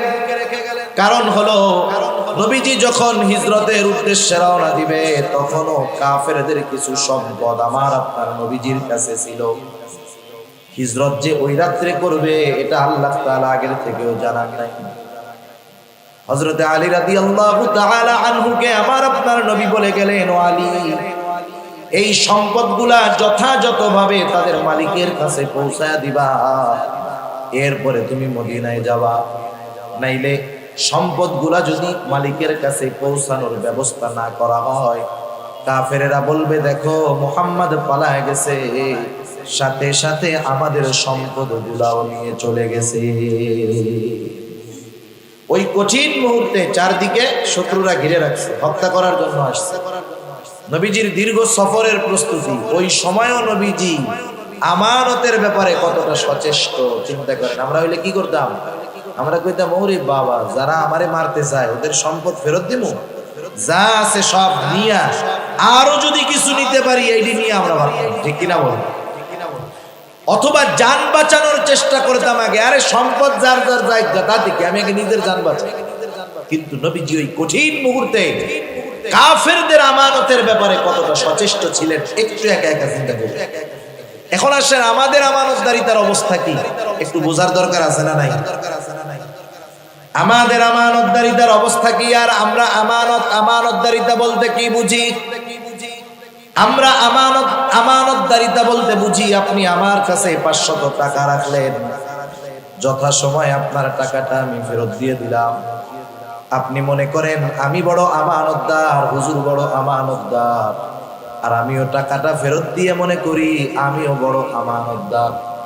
তার মানে আমানত আমরা শুধুমাত্র টাকা পয়সা লেনদেনের মধ্যে সীমাবদ্ধ করে ফেলেছি, কিন্তু আমানত এতটুকুর মধ্যে সীমাবদ্ধ নয়, বরং আমানত হলো ব্যাপক এক জিনিস। এগুলো যদি আমরা না জানি তাইলে পদে পদে নিজেদের অজান্তে আমরা খেয়ানতকারী হয়ে যাব। সেজন্য আমানত কোথায় কোথায় আছে আপনাদের জানার দরকার আছে। তো 1 নম্বরে আমানত হয় সম্পদের মধ্যে আমানত। সম্পদের মধ্যে আমানত, সম্পদের মধ্যে আমানত এটা কেমন জিনিস? আমার কাছে অথবা আপনাদের কারো কাছে যদি কারো সম্পদ থাকে, ওই সম্পদের মালিকের যদি অজানাও থাকে যে তার কিছু সম্পদ আপনার কাছে আছে কিন্তু ওর জানা নাই, এরকম অবস্থাও যদি হয়, তাহলে আমার আপনার দায়িত্ব হলো, আমি যেহেতু জানি ওই লোকটা এই সম্পদের মালিক, তার যদিও জানা না থাকে, আমার দায়িত্ব হলো তার সম্পদটা অবশ্যই তার কাছে ফিরাইয়া দেওয়া। সেজন্য আমার আপনার কাছে যদি কারো সম্পদ থাকে, এটা প্রকৃত মালিকের কাছে পৌঁছায় দিতে হবে। সম্পদের ক্ষেত্রে আমানতটা এরকম। এখন আমাদের সমাজে সম্পদের ক্ষেত্রে খেয়ানত হয়, খেয়ানতের অভাব নাই, অনেক পদ্ধতিতে হয়। সম্পদের ক্ষেত্রে খেয়ানত কেমনে হয়? 1-2টা পদ্ধতি আমি আপনাদের বলি। 1 নাম্বার উদাহরণ, মনে করেন 2 জন ভাই, 2 ভাই, বড় ভাইয়ের 2টা নাবালক বাচ্চা একেবারে ছোট। বড় ভাই দুনিয়া থেকে চলে গেল, অঢেল সম্পদ রেখে গেছে বড় ভাই। ওই ছোট ইয়াতিম নাবালক বাচ্চা, ওদের বাবাও দুনিয়া থেকে চলে গেছে, দাদাও নাই, মাও নাই। এই ইয়াতিম নাবালক বাচ্চা এবং ওই বাচ্চাদের রেখে যাওয়া সম্পদ, বাবার রেখে যাওয়া সম্পদ, বলেন তো ওই ইয়াতিম বাচ্চা এবং ইয়াতিম বাচ্চার বাবার রেখে যাওয়া সম্পদগুলা অভিভাবক এখন কে হবে? কে হবে? চাচা হবে। চাচার দায়িত্ব কি? চাচার দায়িত্ব হলো ভাইয়ের রেখে যাওয়া সম্পদগুলা যথাযথভাবে হেফাজত করা। ইয়াতিম বাচ্চাদের লালন পালন করতে, মানুষ করতে যেই সম্পদ ব্যয় হবে, ওই ভাইয়ের সম্পদ থেকেই তার সন্তানদের পিছনে ব্যয় করবে, সমস্যা নেই। আর ওই ইয়াতিম বাচ্চারা যখন বড় হবে, সম্পদ রক্ষণাবেক্ষণ করার যোগ্যতা অর্জন করবে, যেই সম্পদগুলা থাকবে যথাযথভাবে চাচা ওই ভাতিজাদেরকে বুঝাইয়া দিবে যে তোমার বাবা এই সম্পদ রেখে গেছে, এই জমি, এই দোকান, এগুলা তোমাদের। কিন্তু আমাদের সমাজে কি হয়? যদি বড় ভাইয়ের অঢেল সম্পদ থাকে, বড় ভাইয়ের ইয়াতিম বাচ্চা যদি থাকে, বড় ভাইয়ের মৃত্যুতে ছোট ভাই কষ্ট পায় না, বরং চিন্তা করে আরো ভালো হয়েছে। কেন ভালো হয়েছে? আমি তো সম্পদ কিছু করতে পারি নাই, আমার তো বড় ভাইয়ের একেবারে হাটহাজারি রোডের পাশে 10 শতক জমি আছে, যেই দাম, ওই 10 শতক যদি কোনো মতে আমি দখল দিতে পারি, ওইখানে যদি একটা মার্কেট বানাইতে পারি, আমার জিন্দেগিতে আর কি লাগে? আমিও তো বৈশা বৈশা খাবো, আমার পোলাপান গুলাও বৈশা বৈশা খাবে, পরবর্তী প্রজন্মের আর চিন্তা নাই। এইবার ওই চাচা ইয়াতিম বাচ্চাদেরকে ঠকায়া ওই 10 শতক জমি নিজের নামে যে কোনো সিস্টেমে দখল দিয়ে খায়, ইয়াতিমের হক নষ্ট করে, আমানতের খেয়ানত করে, বান্দার হক নষ্ট করে। বলেন এইরকম চাচা সমাজে কম বেশি আছে না নাই? এইভাবে অনেক সময় ইয়াতিমের অভিভাবক হয়ে ইয়াতিমের সম্পদের আমানতের খেয়ানত করে। এটা এক পদ্ধতি। আর একটা পদ্ধতি হলো বাবা মারা যাওয়ার পরে বাবার সম্পদের মধ্যে বোনের যেমন হক, ভাইয়েরও তেমন হক। বাবার সম্পদের মধ্যে সন্তানের হক কতটুকু নির্ধারণ করে দিয়েছে কে? আরো জোরে বলেন কে? আল্লাহ তাআলা কোরআনুল কারীমের মধ্যে বলেন, ইউসিকুমুল্লাহু ফি আওলাদিকুম লিযযাকারি মিথলু হাযযিল উনসায়াইন। আল্লাহ রাব্বুল আলামিন বলেন, ইউসিকুমুল্লাহ, আল্লাহ তাআলা তোমাদেরকে ওসিয়ত করতেছেন। ওসিয়ত, আল্লাহ তাআলা যেটা ওসিয়ত করে সেটা চূড়ান্ত রায় হয়ে যায়। দুনিয়ার জজ কোর্টের রায় হাইকোর্ট যদি চায় তথা সুপ্রিম কোর্ট যদি চায়, জজ কোর্টের রায়কে ব্যান করে দিতে পারে। আবার সুপ্রিম কোর্ট যেই রায় দেয়, রাষ্ট্রপতি যদি চায় তার ক্ষমতা বলে সুপ্রিম কোর্টের রায়কে ব্যান করে দিতে পারে। কিন্তু আল্লাহ তাআলা যেই রায় দিয়েছেন, যেই সিদ্ধান্ত দিয়েছেন, দুনিয়ার কারো ক্ষমতা নাই আল্লাহ তাআলার সিদ্ধান্তের বিপরীতে কোনো সিদ্ধান্ত নেই। আল্লাহর সিদ্ধান্ত পরিবর্তন করার ক্ষমতা কারো নাই। আল্লাহ তাআলা সিদ্ধান্ত দিয়েছেন। আল্লাহ তাআলা বলেন, ইউসিকুমুল্লাহ, আল্লাহ তাআলা তোমাদেরকে ওসিয়ত করতেছেন ফি আওলাদিকুম, তোমাদের সন্তানদের ব্যাপারে। কি ওসিয়ত? লিযযাকারি মিসলু হাযযিল উনসায়াইন। আল্লাহ তাআলা বলেন ওসিয়ত হলো দুইজন কন্যা যতটুকু সম্পদ পাবে, একজন ছেলে ততটুকু সম্পদ পাবে। এই সিদ্ধান্ত কার? জোরে বলেন তো। আল্লাহ তাআলা। এখন বাবা মারা গেছে, বাবা মারা যাওয়ার পরে বোনেরা আছে, তাদের বিবাহ হয়ে গেছে, তারা আছে তাদের শ্বশুর বাড়িতে। বড় ভাই, বাবা মারা যাওয়ার পরে বড় ভাইয়ের উপরে দায়িত্ব হলো, এক নাম্বার, বাবা যদি কোনো ঋণ থাকে বাবার সম্পদ থেকে সেই ঋণ পরিশোধ করে দেওয়া। এক নম্বরে কি করবে? দাফন কাফন তো করবে। এরপরে বাবার যদি কোনো ঋণ থাকে সেই ঋণ পরিশোধ করবে। এরপরে বাবা যদি কোনো ওসিয়ত করে গিয়ে থাকে, ওসিয়ত যদি তার ঋণ পরিশোধের পরে যেই সম্পদ থাকবে, ওসিয়ত যদি ঋণ পরিশোধ করার পরে যেই সম্পদ থাকবে, ওই সম্পদের 3/1 ভাগ পরিমাণ হয় সর্বোচ্চ, অথবা এর কম হয়, তাহলে বাবার ওসিয়তটা পূরণ করবে। বাবা যদি ওসিয়ত করে আমার সব সম্পদ মাদ্রাসায় দিয়ে দেয়, এই ওসিয়ত মান্য করা লাগবে না। কিন্তু বাবার 30 লক্ষ টাকা সম্পদ আছে, বাবা যদি বলে 9 লক্ষ টাকা মাদ্রাসায় দিয়ে দিস, এই ওসিয়ত মানতে হবে, কারণ এখানে ওসিয়ত 3/1 কম। কথা বোঝা গেছে? বাবার ওসিয়ত যদি থাকে ওসিয়ত পূরণ করবে।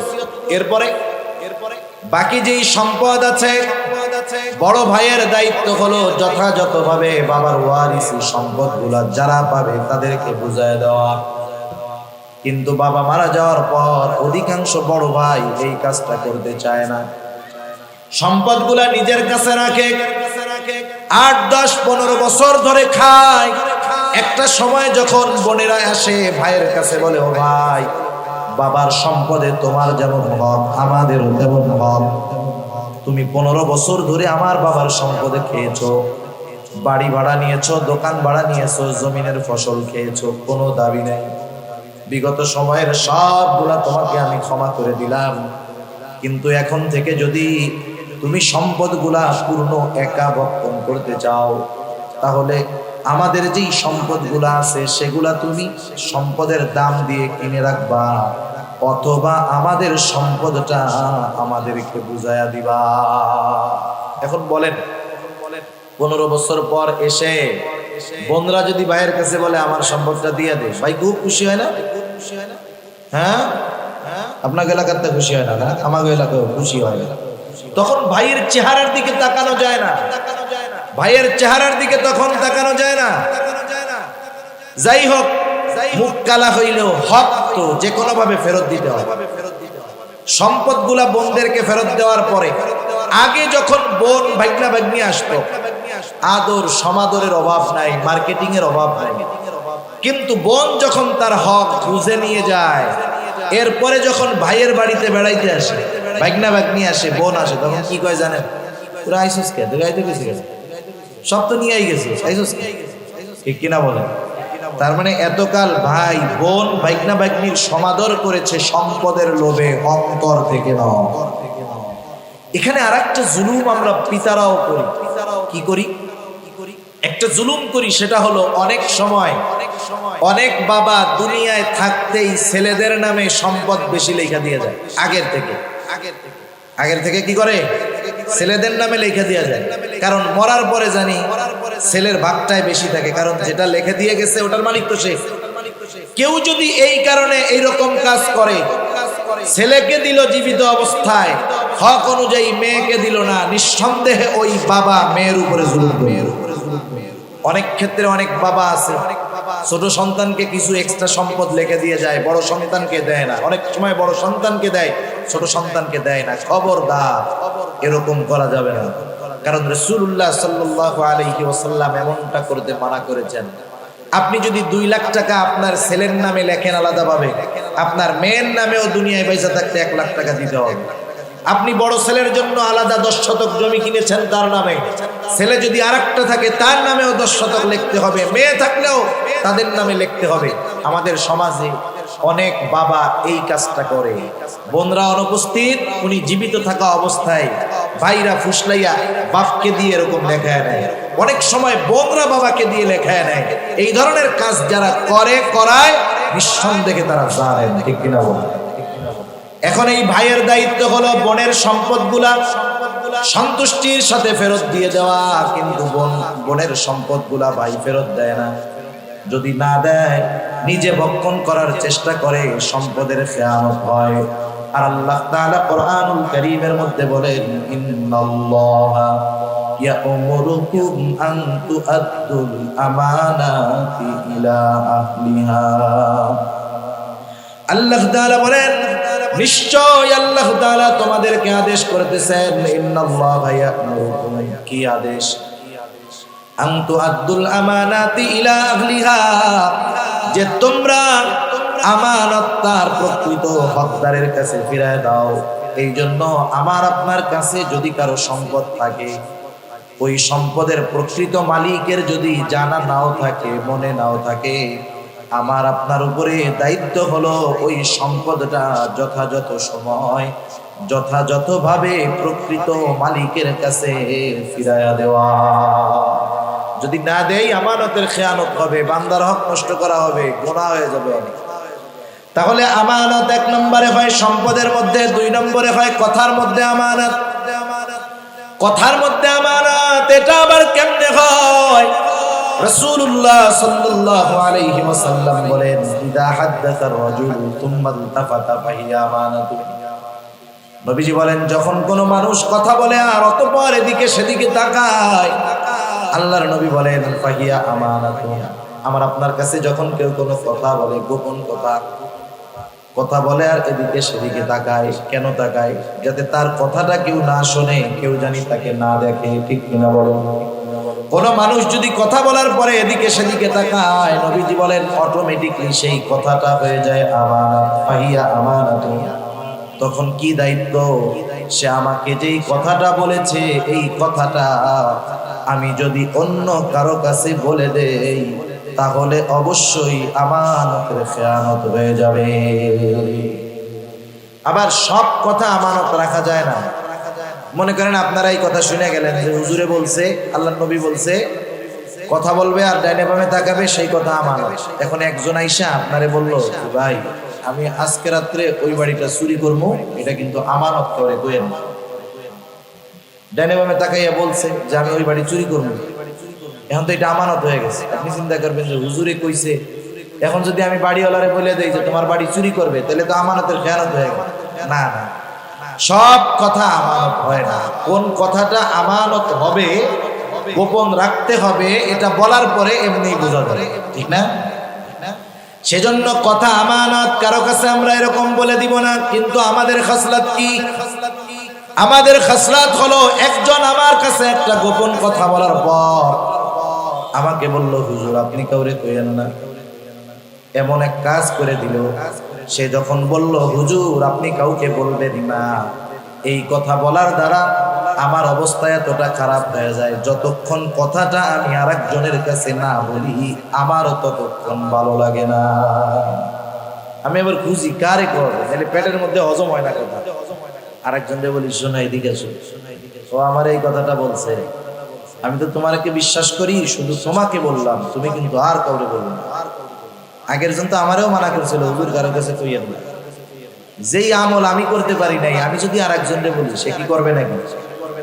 ও এরকম বলবে, আর একজনের ডাক দিয়ে, দেখ হুজুর আমার এই কথাটা কইছে, কারো কাছে বলতে মানা করছে, আমি শুধু তোরে বললাম, তুই কিন্তু কাউরে বললাম।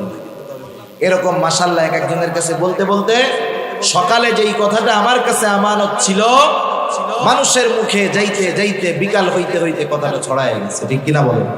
দেখেন এখানে খেয়ানতকারী কতজন, এরপরে যতজনের কাছে কথাটা বলছে প্রত্যেকের খেয়ানতের গুনাহ আমার আমলনামায় যোগ হয়ে গেছে। ডেস্টিনির মধ্যে, ডেস্টিনির নাম শুনেন নাই? ওই 50 জন পরেও যদি একজন একটা প্রোডাক্ট কিনে অটোমেটিক আপনার অ্যাকাউন্টে টাকা জমা হবে। ছিল আর কি সিস্টেম, এগুলা সব ভুয়া সিস্টেম। ওই সময় হুজুররা কইছে, বিশ্বাস করে নাই। এই কিছুদিন আগে আর একটা বের হয়েছিল, যুবকরা কি জানি এসপিসি না কি বলে, জানেন না? হ্যাঁ, রিং আইন কিনলে টাকা, মাশাআল্লাহ টাকা মেরে দিয়ে চলে গেছে এক জায়গা থেকে, আরো যাবে।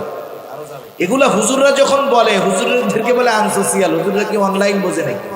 আবার কিছু যুবক ঘুরতেছে বিটকয়েনের পেছনে, এইভাবে ঘুরে ঘুরে কিছু সময় লোভ পায়, একসাথে সব হারায়, তখন এই যে গলায় জড়িত হবে।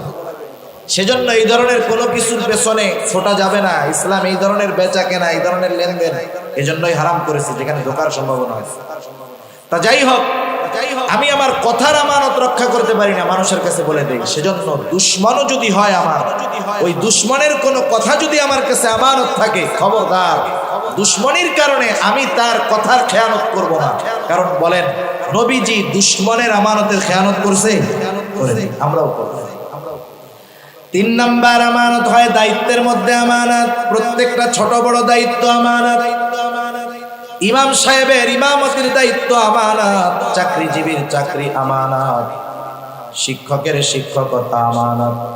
কেউ যদি দায়িত্ব পরিপূর্ণভাবে পালন না করে, ওই দায়িত্বের বিপরীতে যেই বেতন তার জন্য আছে, পরিপূর্ণ বেতন গ্রহণ করে দায়িত্ব পরিপূর্ণ পালন না করে, নিঃসন্দেহে সে দায়িত্বের আমানতের খেয়ানতকারী হয়ে যায়। আর আমরা কি চিন্তা করি? আমরা চিন্তা করি আমি যত ফাঁকি দিয়ে বেতনটা নিতে পারি, আমি চিন্তা করি দেখ আরেকজন গাদার কাটুনি খাইটাও 20,000, আমি ফাঁকি ঝুঁকি দিয়েও 20,000, আমি বড় চালাক। কিন্তু আমি আমার নিজের ক্ষতি করলাম, আমি দায়িত্বের খেয়ানত করলাম, লোকটাকে ধোঁকা দিলাম। সেজন্য প্রত্যেকটা দায়িত্ব আমানত, দায়িত্ব পালন করে এরপরে পরিপূর্ণ বিনিময় নিতে হবে, নাইলে বৈধ হবে। এক বুজুর্গের ঘটনা শোনাই, ছোট্ট একটা ঘটনা। মাজহার নানুতুবি রহমাতুল্লাহি আলাইহি কেমন বুজুর্গ ছিলেন? উনি একটা মাদ্রাসায় পড়াইতেন, মাস শেষে সময় হিসাব করে, টাইম হিসাব করে তিনি বেতন নিতেন। একদিন ওনার ক্লাসের মধ্যে একটা লোক আসছে খুব জরুরি কথা বলার জন্য। লোকটা বলতেছে, হুজুর কথাটা এখনই বলতে হবে, সময় ক্ষেপণ করার সুযোগ নাই, খুবই জরুরি। হুজুর ক্লাস বন্ধ করে লোকটার সাথে কথা বললেন। উনি নোট করে রাখলেন, অমুক দিন অমুক ক্লাসে 10টা মিনিট সময় আমি আমার নিজের কাছে ব্যয় করেছি। উনি মাস শেষে যখন ওনার কাছে বেতন দেওয়া হলো, উনি সময় হিসাব করে 10 মিনিটের বেতন মাদ্রাসা কর্তৃপক্ষকে ফিরিয়ে দিলেন। অফিস থেকে জিজ্ঞাসা করা হলো, হযরত কি ব্যাপার? উনি বললেন, শোনেন, অমুক দিন অমুক ক্লাসে 10টা মিনিট সময় আমি মাদ্রাসার ছাত্রদেরকে পড়াই নাই, নিজের কাজে ব্যয় করেছি। এই 10টা মিনিটের বেতন আমার জন্য নেওয়া বৈধ হবে না, এই জন্য এই 10 মিনিটের বেতন আমি ফেরত দিয়ে দিলাম। কিন্তু আমরা কি করি? দায়িত্ব ফাঁকি দিয়ে কেমন করে আরো এক্সট্রা ইনকাম করা যায় সেটা চিন্তা করি। ঠিক কিনা বলেন? এটা সর্বক্ষেত্রে হয়, অনেক ক্ষেত্রে হয়। কত উদাহরণ দিব, কথা অনেক আসে, সময়ের কারণে বলতে মন চায় না। যেমন শিক্ষা জাতির মেরুদণ্ড, শিক্ষা জাতির মেরুদণ্ড। Education is the backbone of nation, না? অনেক আগে পড়ছি, মনে নেই। তা যাই হোক, শিক্ষা জাতির মেরুদণ্ড। যারা শিক্ষা দেন শিক্ষক, তারাই মেরুদণ্ডের প্রস্তুতকারক, তারা থাকবেন নীতি নৈতিকতার সর্বোচ্চ শিখর। ঠিক কিনা বলেন? কিন্তু আমাদের দেশে কি হয়, আমরা ছোটবেলা যখন পড়াশোনা করেছি স্কুলে, ক্লাসের মধ্যে টিচার যখন কোনো পড়া আমাদেরকে বোঝানোর চেষ্টা করেছেন, বুঝতে পারি নাই, শিক্ষকেরা স্বউদ্যোগী হয়ে আমাদেরকে বলতেন যে এই ছুটির পরে সবাই যাবে, তোমরা যাবা না। ক্লাসের পরে সবাই চলে গেছে, খেলাধুলা করতেছে, আমাদেরকে বসায় রাইখা বিনা টাকায় বিনা পারিশ্রমিকে ওই পড়া বুঝবার পরে, বোঝানোর পরে, এরপরে বাড়ি যাওয়ার সুযোগ দিত শিক্ষকরা। এখন এর সব শিক্ষক না, কিছু শিক্ষক কি করে, ক্লাসে অঙ্ক করাইতে গেছে, ব্ল্যাকবোর্ডে যায় প্রথম অঙ্ক করে, এটা স্যারদের মানে মডেল, যাইয়া প্রথমে একটা ধুমাধাম ব্ল্যাকবোর্ডে একটা অঙ্ক করে, এরপরে বলবে তোমরা কে কে বুঝতে পারছো। এবার 20 জন ছাত্রের মধ্যে 4 জন দাঁড়াইছে, স্যার আমরা বুঝতে পারছি, বাকি 16 জন বুঝতে পারে নাই। এখন বলেন টিচারের দায়িত্ব কি? ওনার এই ক্লাসের সময়ের মধ্যে বাকি 16 জনকেও অঙ্কটা বুঝাইতে হবে, এটাই তো দায়িত্ব, ঠিক কিনা? এখন স্যার চেষ্টা করলেন, ওনার 40 মিনিট আধা ঘন্টা ক্লাসের মধ্যে উনি বাকি 16 জনকে অঙ্কটা বুঝাইতে সক্ষম হলেন না। কারণ সবার বুঝ কিন্তু একরকম নয়, কেউ একবার বললে বোঝে, আবার কেউ ওই একই জিনিস বোঝানোর জন্য 10 বার বলা লাগে, তারপরেও বোঝে না। স্যার যখন ক্লাসের মধ্যে বুঝাইতে ব্যর্থ হলেন, এইবার তিনি তাদেরকে বললেন, শোনো, আমি প্রতিদিন সকাল বেলায় আমার বাসায় অঙ্ক প্রাইভেট পড়াই, তোমরা ওইখানেও যাবা, বোঝানোর চেষ্টা করব। এবার স্যারের কাছে তারা অঙ্ক করবে, মাস শেষে যদি স্যার তাদের কাছ থেকে এক্সট্রা 1000 টাকা করে বেতন নেয়, কোনো অসুবিধা নাই, কারণ স্যার তার দায়িত্ব পরিপূর্ণ পালন করবার পর তারা যেহেতু বুঝতে পারে নাই, আলাদা প্রাইভেট পড়ালো, বেতন নিল, কোনো অসুবিধা নাই। কিন্তু আমাদের কিছু শিক্ষকেরা কি করে জানেন নাকি, অঙ্কটা করাইলো, 4 জন বললো স্যার বুঝছি, বাকি 16 জন বুঝে নাই। স্যার এবার বলে কি, সব কি ক্লাসে বোঝা যায়?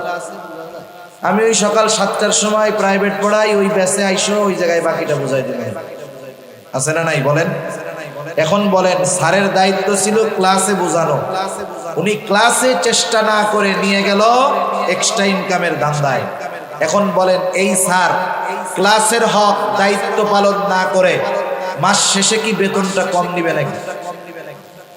এই যে কাজটা করলো শিক্ষক, নিঃসন্দেহে আমানতের খেয়ানতকারী। সেজন্য প্রত্যেকটা দায়িত্ব যথাযথভাবে পালন করার পর তার বিনিময় নিতে হবে, বেতন নিতে হবে, নাইলে দায়িত্বের আমানতের খেয়ানত হবে। 4 নম্বর, রাষ্ট্রের দায়িত্ব আমানত, রাষ্ট্রের সম্পদ আমানত। রাষ্ট্রের দায়িত্ব আমানত, রাষ্ট্রের সম্পদ আমানত।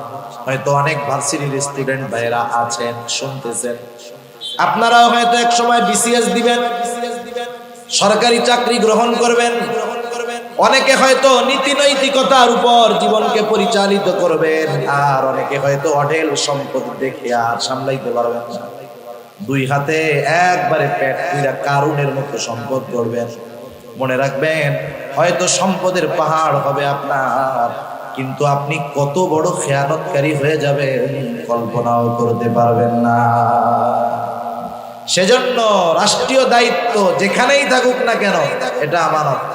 পুলিশ সরকারি চাকরি করে, এটাই এই ডিউটি তার আমানত। সে এই ডিউটি করতে গিয়ে মাস শেষে বেতন পায়, এক্সট্রা নেওয়ার কোনো সুযোগ নাই। এই যে আমাদের ভূমি অফিসগুলোয় মাঝে মধ্যে প্রয়োজনে মানুষের যাওয়া লাগে, অনেক বাজে অভিজ্ঞতা মানুষের। আপনি যাবেন, প্রথম যাওয়ার পরে বলবেন যে আমার একটা পর্চা দরকার, ও আলমারি খুঁজা 3 মিনিট পরে বলবে, দূর ভাই, ও কবের পর্চা, এগুলো কি পাওয়া যায় নাকি? আপনাকে হতাশ বানায় ফেলবে। আপনি বাহিরে চলে যাবেন, আর একজন আপনার কানের কাছে গিয়ে মুখ লাগায় বলবে, আরে ভাই সাবানের টাকা দেন। ওদের চা পান, আপনি বাজারে চা পান খাইতে কয় টাকা লাগে? 10 টাকা। ওদের চা পান কিন্তু 10 টাকায় হয় না, 10-এর সাথে 2টা শূন্য দিতে হয়। বুঝেন নাই? ওদের চা পান 10 টাকায় হয় না, 10-এর সাথে কয়টা শূন্য? 2টা শূন্য। যখন আপনি 1000 টাকার নোটটা দিয়ে বলবেন, ভাই চা পান খাইয়ে একটু বাইর করে দেন, 1 মিনিটে কাগজ বের হয়ে, 1 মিনিটে বের হয়ে। অথচ দেখেন, এই কাজের জন্য তাকে বেতন দেওয়া হয়, এটা তার দায়িত্ব। সে যখন দায়িত্বের বিপরীতে অতিরিক্ত টাকা নিল, 1 নম্বরে ঘুষ, নিঃসন্দেহে হারাম। দ্বিতীয়ত, দায়িত্বটা ছিল তার কাছে আমানত, সে এই আমানতের খেয়ানত করবে। এজন্য এইরকম পর্যায়ে হয়তো অনেক যুবক ভাই যাবেন এক সময়। আপনারা কেউ হয়তো টিয়নো হবেন, কেউ হয়তো সচিব হবেন, কেউ হয়তো প্রশাসনিক লাইনে যাবেন। যদি ওই দায়িত্বের বিপরীতে এক্সট্রা কিছু নেন, আল্লাহর কাছে কিয়ামতের দিন জবাবদিহিতা করতে হবে, ঠিক কিনা বলুন? এজন্য রাষ্ট্রের দায়িত্ব আমানত, রাষ্ট্রের সম্পদ আমানত। এরপরে আসেন শরীয়তের বিধিবিধান, হুকুম আহকাম আমানত। আল্লাহ তাআলা কোরআনুল কারীমের মধ্যে বলেন, ইন্না আরাদনাল আমানাতা আলাস সামাওয়াতি ওয়াল আরদি ওয়াল জিবাল فأبين أن يحملنها وأشفقن منها وحملها الإنسان। আল্লাহ তাআলা বলেন, আমি এই আমানত আসমানের কাছে, জমিনের কাছে, পাহাড়ের কাছে পেশ করলাম। আসমান, জমিন, পাহাড় এই আমানত গ্রহণ করলো না, ভীত শঙ্কিত হয়ে গেল। ওয়াহামালাহাল ইনসান, মানুষ এই আমানত বহন করলো। মুফাসসিরিনে কেরাম বলেন, কি সেই আমানত? মুফাসসিরিনে কেরাম বলেন, সেই আমানত হলো কোরআন, সেই আমানত হলো আল্লাহ তাআলার বিধিবিধান। একই কথা, আল্লাহ তাআলার বিধিবিধান এটা আমাদের কাছে আমানত।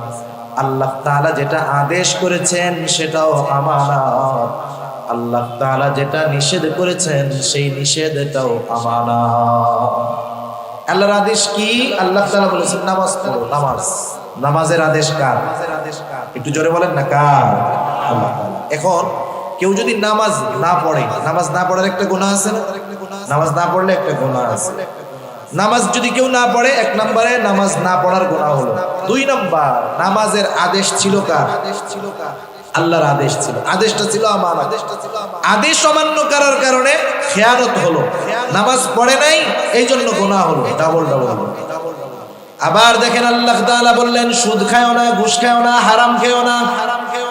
এখন কেউ যদি সুদ খায়, সুদ খাওয়ার একটা গুনাহ। আবার আল্লাহ তাআলার নিষেধ ছিল, খবরদার সুদ খাবা না, নিষেধ ছিল। আল্লাহ তাআলার এই নিষেধটা ছিল আমানত। এখন এই নিষেধ অমান্য করার কারণে হয়ে যাবে খেয়ানত। এই জন্য সকল প্রকার গুনাহ করা আল্লাহর পক্ষ থেকে নিষেধ। যখন আমরা কোনো গুনাহ করি, পাপ করি, যেই গুনাহটা করি, যেই কাজটা করি, পাপটা করি, তার বিপরীতে গুনাহ হয়। শুধু তাই না, গুনাহ করার দ্বারা প্রতিটা গুনাহর পেছনে আবার খেয়ানত থাকে। মনে করেন একজন হাতের গুনাহ করলো, চোখের গুনাহ করলো, চোখের গুনাহ করছে, এটার একটা গুনাহ তার আমলনামায় যোগ হয়ে যাবে। আর আল্লাহ তাআলা সেই জন্য বলেন, ইয়ালামু খাইনাতাল আয়ুনি ওয়া মা তুখফিস সুদূর। আল্লাহ তাআলা বলেন, তিনি জানেন তোমরা চোখের কি খেয়ানত করো। শুধু চোখের খেয়ানতের ব্যাপারে তিনি জানেন এমনটা নয়, তোমরা অন্তরের মধ্যে কি লুকায় রাখো দুনিয়ার কেউ জানে না, জানে কে? সেজন্য দেখেন, আমরা মোবাইলে যদি গুনাহ করি, মোবাইলে যখন কেউ গুনার জিনিস দেখে তো, তাই না? দেখলে কি হয়? চোখের গুনাহ হয়। যেই জিনিস দেখতেছে ওই জিনিসের অনুপাতিক হারে তার আমলনামায় গুনাহ যোগ হবে। সাথে সাথে চোখের খেয়ানতের গুনাহ হবে, আল্লাহর সাথে খেয়ানত। হাত দিয়ে মোবাইল স্ক্রল করতেছে, কোনটা লাইক করতেছে, কমেন্টস করতেছে, গুনাহটাই সমর্থন দিচ্ছে, ওই জায়গায় লিখতেছে, এই গুনাহগুলোও হবে। অন্তর দিয়ে কি গুনার চিন্তা করতেছে, এই গুনার চিন্তা করার কারণে অন্তরেরও খেয়াল হবে। সেজন্য এই অঙ্গ প্রত্যঙ্গ, গুনাহ, আদেশ নিষেধ, এগুলা যদি আমরা আল্লাহ তাআলার আদেশ নিষেধ অমান্য করি, আদেশ নিষেধ অমান্য করার এক গুনাহ, আর আল্লাহ তাআলা এগুলা দিয়েছিলেন আমানত, আমানতের খেয়ানতের আর এক গুনাহ। এরপরে আসেন, আমার আপনার জানমাল আমার আপনার কাছে আমানত। আল্লাহ তাআলা কোরআনুল কারীমের মধ্যে বলেন, ইন্নাল্লাহা আশতারা মিনাল মুমিনিনা আনফুসাহুম ওয়া আমওয়ালাহুম বিআন্না লাহুমুল জান্নাহ। আল্লাহ তাআলা বলেন, নিশ্চয় আল্লাহ তাআলা মুমিনের জান এবং মালকে জান্নাতের বিনিময়ে খরিদ করে নিয়েছেন, ক্রয় করে নিয়েছেন। আমরা যদি জান্নাতের মালিকানা দাবি করি, তাহলে জানমালের মালিক হলেন আল্লাহ। আমানত, এই জানমাল আমার আপনার কাছে, আমানতের জিনিস কিন্তু ব্যবহার করা যায় না। কেউ যদি আপনার কাছে আসার পরে বলে, ভাই এই যে 500 টাকা আপনার কাছে দিলাম, এই 500 টাকা আপনার কাছে আমানত, আপনি তখন বাজারে আছেন, আপনি চিন্তা করলেন বাজারের মধ্যে অনেক ভালো ভালো মাছ, আমি তার দেওয়া 500 টাকার নোটটা দিয়ে মাছ কিনে নিয়ে যাই। সে যখন আমার কাছে টাকা চাইবে বাসার থেকে আমি তারে 500 টাকা দিয়ে দিব, হবে না।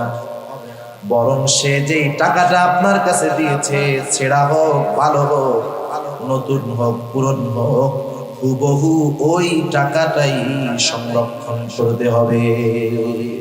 কথা বোঝা গেছে? এটা হলো আমানত। এখন বলেন, জান মাল এটা আমার আপনার কাছে আমানত, রাখছেন কে? জোরে বলেন নাকি? এখন এই জান মাল আমানতের জিনিস, ব্যবহারের অনুমতি ছিল না, কিন্তু আল্লাহ তাআলা অনুমতি দিলেন। এটা আমাদের জন্য বড় নেয়ামত। তবে এই জানমাল কোথায় ব্যবহার করতে হবে? যেখানে মন চায় সেখানে করা যাবে না। কিন্তু কত সুন্দর ব্যবস্থাপনা। নবীজি বলেন, জানমাল ব্যয় করবে, সম্পদ ব্যয় করবে, তবে অপচয় করবে না। আল্লাহ নিষেধ করেছেন অপচয় করতে। ব্যয় করবে নিজের পরিবারের জন্য, সন্তানের জন্য, খাওয়াবে, পড়াবে। নবীজি বলেন, পরিবারের জন্য যা ব্যয় করা হয় তা সাদকা। মা বাবার জন্য ব্যয় করবে, অঢেল পরিমাণ ব্যয় করবে। মা বাবার জন্য কোনো অসুবিধা নাই, পরিবার পরিজনের জন্য ব্যয় করবে, ভাই বোনদের জন্য ব্যয় করবে, প্রতিবেশীর জন্য ব্যয় করবে, দ্বীনের কাজে ব্যয় করবে, মাদ্রাসায় দিবে, মসজিদে দিবে, গরিবদেরকে দিবে। মাহফিল যদি একা পারে প্রতি বছরে 6টা করবে, কোনো অসুবিধা নাই। কিন্তু এরপরেও যদি এমন হয় তার প্রতিবেশী কোনো বেধর্মী অমুসলিম, সে অসুস্থ, রোগ আক্রান্ত, তার সেবা শুশ্রূষা চিকিৎসার জন্য টাকা দিবে, কোনো অসুবিধা নেই। তার ঘর নাই, সে যদি চায় তাকে ঘর বানিয়ে দিবে, কোনো অসুবিধা নাই। মেয়ের বিবাহ হয় না, বেধর্মী আসে না অনেক সময় এরকম, আপনি তার মেয়ের বিবাহের জন্য টাকা দেন, অসুবিধা নেই। কিন্তু সাবধান, এমন কাজে ব্যয় করা যাবে না যেই কাজে ব্যয় করলে গুনাহ হয়, আল্লাহ বেজার হয়। আপনি একজন বেধর্মীরে 50,000 টাকা দিয়ে বিয়ে দিয়ে দেন, সমস্যা নাই। কিন্তু তার দুর্গাপূজার সময় মূর্তি বানানোর জন্য 1 টাকা দেওয়া যাবে? সেন্স রাখতে হবে, টাকা কোথায় দেওয়া যায়, কোথায় দেওয়া যায়। আপনি দ্বীনি কাজে অর্থ দিচ্ছেন, না পারলে শ্রম দিচ্ছেন, সমস্যা নাই। অনেক সময় অনেকে গুনার কাজে টাকা দিতে পারে না, বলে কি আরে টাকা দিতে পারলাম না, তাতে কি আয়, তোদের সাথে বৈশা বৈশা 2-3টা বাঁশ গেড়ে দিই, এতেও তো তোদের সাথে শরীক থাকলাম, তাই না? এই শ্রম, এই শক্তি এমন কাজে ব্যয় করা যাবে না যেখানে ব্যয় করলে গুনাহ হবে, যেখানে ব্যয় করলে আল্লাহ বেজার হবে। কিন্তু মাঝে মধ্যে এই টাকা দিয়া বিড়ি সিগারেট কিনে খাওয়া যাবে না? বিড়ি সিগারেট কিনে খাওয়া যাবে না? যারা খায় বিড়ি সিগারেট, এটা মাকরুহে তাহরিমি না হারাম, সে মাসালা একদিকে রাখেন। কিন্তু কোন আল্লাহর বান্দা বলতে পারবেন যে সিগারেট খেলে উপকার আছে? একটু জোরে বলেন না, উপকার আছে বলতে পারবেন? কেউ বলতে পারবেন না। বরং সিগারেট খাইলে কি হয়, একমাত্র সত্য কথা সিগারেটের প্যাকেটের গায়ে লেখা। বাজারে জুস পাওয়া যায় না, জুস, ম্যাঙ্গো জুস লেখা থাকে 100% ম্যাঙ্গো জুস, কিন্তু খোঁজ নিয়ে দেখেন 95% আছে উত্তরবঙ্গের কম দামি কুমড়া। ওই কুমড়া প্রসেস করে ফুড ফ্লেভার দিয়ে, নামমাত্র কিছু আম দিয়ে ওইটারে ম্যাঙ্গো জুস বানায় ফেলছে। মিথ্যা কথা। কিন্তু সিগারেটের গায়ে যেটা লেখা থাকে ওটা চরম সত্য কথা, ঠিক কিনা বলেন? বরং সিগারেটের গায়ে ক্ষতির পরিমাণ যত বাড়ায় লেখে, ওইটার বেচা কিনা আর তত বেড়ে যায়। এক সময় লেখা ছিল ধূমপান স্বাস্থ্যের জন্য ক্ষতিকর, 2-3 টাকা দিয়ে মানুষকে একটা গোল্ড লিফ সিগারেট কিনে খাইতো। একবার সরকার ট্যাক্স বাড়ায়, ওরা ক্ষতির পরিমাণ বাড়ায়। একবার লেখে শ্বাসকষ্টের কারণ, একবার লেখে ধূমপানে ক্যান্সার হয়, এরপরে লেখছে ধূমপান হৃদরোগের কারণ, 10 টাকা করে বিক্রি করছে গোল্ড লিফ সিগারেট। এরপরে সরকার আবার ট্যাক্স বাড়াইছে, এখন দামও বাড়াইছে। ওরা এবার লেখছে কি লেখছে, এবার লেখছে ধূমপান মৃত্যু ঘটায়, 12-13 টাকা দাম মনে হয়, তুমছে কিনা কেন, ঠিক কিনা বলেন? এখন বলেন, ওরা তো ক্ষতি লেখলো, ধূমপান মৃত্যু ঘটায়, এরপরে যদি সরকার ট্যাক্স বাড়ায়, এরপরেও তো নতুন কোন শব্দ লিখতে হবে। কি লিখবে? আমি চিন্তা করতেছি তখন লিখবে যে ধূমপান জাহান্নামে, ধূমপান মৃত্যু পর্যন্ত তো লেখা শেষ, আর তো বড় ক্ষতি নাই। এবার লিখবে ধূমপান জাহান্নামে নাই, দাম 20 টাকা। দেখবেন বাঙালি রক্তকে পানি বানানোর টাকা দিয়ে ওই 20 টাকা দিয়ে সিগারেট গুলা কিনে খাচ্ছে। এগুলো আপনি নিজে সম্পদের অপচয় করতেছেন, দেহের ক্ষতি করতেছেন, আল্লাহ তাআলার আমানতের খেয়ানত করতেছেন। সেজন্য আর লম্বা না, আমানত কোথায় কোথায় হয় যতটুকু বললাম এক নাম্বার আমানত সম্পদের মধ্যে, 2 নাম্বার কথার মধ্যে, 3 নাম্বার দায়িত্বের মধ্যে, রাষ্ট্রীয় দায়িত্বের মধ্যে, রাষ্ট্রীয় সম্পদের মধ্যে, শরীয়তের বিধিবিধান, হুকুম, আহকাম, আমানত। আমার জানমাল আমার কাছে আল্লাহর পক্ষ থেকে আমানত। সেজন্য নবীজি 4টি গুণ অর্জন করতে বললেন। 1 নাম্বার গুণ হলো হিফযু আমানাতি। এই বিষয়গুলো যদি সব আমরা ঠিক রাখতে পারি, এরপরেই আমি আপনি হতে পারবো আমানতদার। এবার একটু নিজেরা চিন্তা করবেন যে আমি নিজে কতটুকু আমানতদার, এতটুকুতেই বোঝা যাবে, আর লম্বা করার দরকার নেই। 2 নম্বরে নবীজি বলেন সিদকু হাদিসিন, সত্য কথা বলা। সত্য কথা বলা, সত্য কথা বলা মুমিনের ভূষণ, আর মিথ্যা বলা হলো প্রকৃত মুনাফিকের আলামত। অনেক সময় অনেক মানুষ আছে সামনাসামনি মিথ্যা কথা বলে না, কিন্তু মোবাইল ফোনে মিথ্যা কথা বইলা বসে, বোঝেও না। সামনাসামনি মিথ্যা বলে না, কিন্তু মোবাইলে অনিচ্ছায় মিথ্যা বলে ফেলে। ইচ্ছায় বলুক আর অনিচ্ছায় বলুক, মিথ্যা তো মিথ্যাই, ঠিক কিনা বলেন? সেজন্য মোবাইলেও মিথ্যা বলবো না। অনেক সময় আছে এক জায়গায়, কয় আর এক জায়গায় আছে, ওই বড়দিঘির পার, তাই তো পথে আবার। ও যদি বড়দিঘির পার অ্যাক্সিডেন্ট করে মরে, আর দোস্ত যদি জানতে পারে যে আমার দোস্তর মরার কথা ছিল ফতেহাবাদ, দোস্ত মরছে দেখি বড়দিঘির পার, তার মানে ওইটা মরার আগেও মিথ্যা কথা বলছে। এরকম আমাদের ইয়াং জেনারেশন বন্ধুদের সাথে এরকম অনেক বলে, মুরব্বীরাও বলেছিল, বইলা ফেলে, খবরদার, এ সময় সতর্ক থাকবে। আর মিথ্যা কেন বলবো না? নবীজি বলেন ইন্নাস সিদকা ইয়াহদি ইলাল বির ওয়া ইন্নাল বিররা ইয়াহদি ইলাল জান্নাহ। নবীজি বলেন নিশ্চয়ই যারা সত্য কথা বলে, সত্য মানুষকে কল্যাণের দিকে নিয়ে যায়, কল্যাণের পথ দেখায়, আর কল্যাণ মানুষকে জান্নাতের পথ দেখায়। ওয়া ইন্নাল কিযবা ইয়াহদি ইলাশ শার, নিশ্চয়ই মিথ্যা মানুষকে অকল্যাণের পথ দেখায়। ওয়া ইন্নাশ শাররা ইয়াহদি ইলান নার, আর অকল্যাণ মিথ্যা মানুষকে জাহান্নামের দিকে নিয়ে যায়। এজন্য সত্যবাদী মানুষ জান্নাতের পথিক, আর মিথ্যাবাদী যারা, মিথ্যা কথা যারা বলে, এরা হলো জাহান্নামের পথিক। এজন্য আমরা মিথ্যা কথা বলবো না। ধোঁকাও এক ধরনের মিথ্যা, কাউকে ধোঁকা দিব না। কারণ নবীজি বলেন মান গাশশানা ফালাইসা মিন্না, যে ধোঁকা দেয় সে আমার উম্মত নয়। 3 নাম্বার নবীজি বলেন ওয়া হুসনু খালিকাতিন, উত্তম চরিত্রের অধিকারী হওয়া। আমরা সবাই উত্তম আখলাকওয়ালা হব। আমি আপনি যদি উত্তম আখলাকওয়ালা হতে চাই, এমন একজনকে আইডল বানাতে হবে, এমন একজনকে অনুসরণ করতে হবে যার চরিত্রের মধ্যে কোনো ত্রুটি নাই। আর ওই মানুষ দুনিয়ার মধ্যে একজনই আছে, যার নাম হলো মুহাম্মাদুর রাসূলুল্লাহ। আমার আপনার নবীর চরিত্র হলো পূর্ণাঙ্গ চরিত্র। অন্যান্য যত নবী এসেছেন সব নবী উত্তম চরিত্রওয়ালা নবী, কোনো সন্দেহ নাই। কিন্তু আমার আপনার নবী শুধু উত্তম চরিত্রওয়ালা নবী তা নয়, আমার আপনার নবী উত্তম চরিত্রে পরিপূর্ণতা দান করেনেওয়ালা নবী। সুবহানাল্লাহ, কেমন পরিচিত! আমরা সেই নবীজির অনুসরণ করব। আখলাকের বিষয়টা হলো অনেক ব্যাপক, কারণ একটা মানুষের একটা পরিচয়। একজন মানুষ, মনে করেন একজন মুরব্বী, উনি কিন্তু শুধু বাবা না, উনি দাদাও। উনি শুধু দাদা না, উনি নানাও। উনি শুধু নানা না, উনি স্বামীও। উনি শুধু স্বামী না, উনি শ্বশুর, ঠিক না? এরকম যদি একজনের পরিচয় বের করেন, এক একজনের 10-12টা করে পরিচয় চলে আসবে।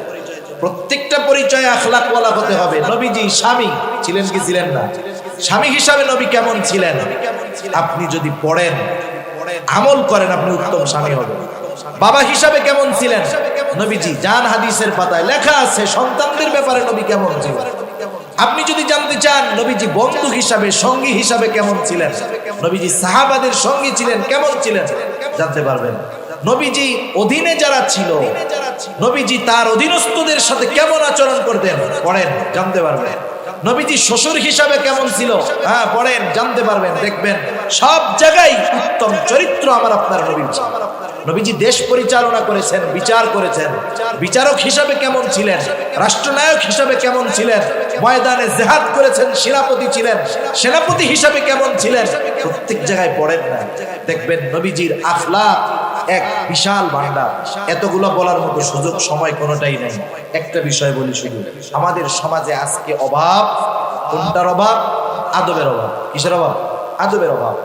আজকে মুরব্বীদেরকে আমরা সম্মান করি না, এটা ঠিক না। কারণ নবীজি বলেন মাল্লাম ইয়ারহাম সগীরানা ওয়া লাম ইউক্কির কাবীরানা ফালাইসা মিন্না।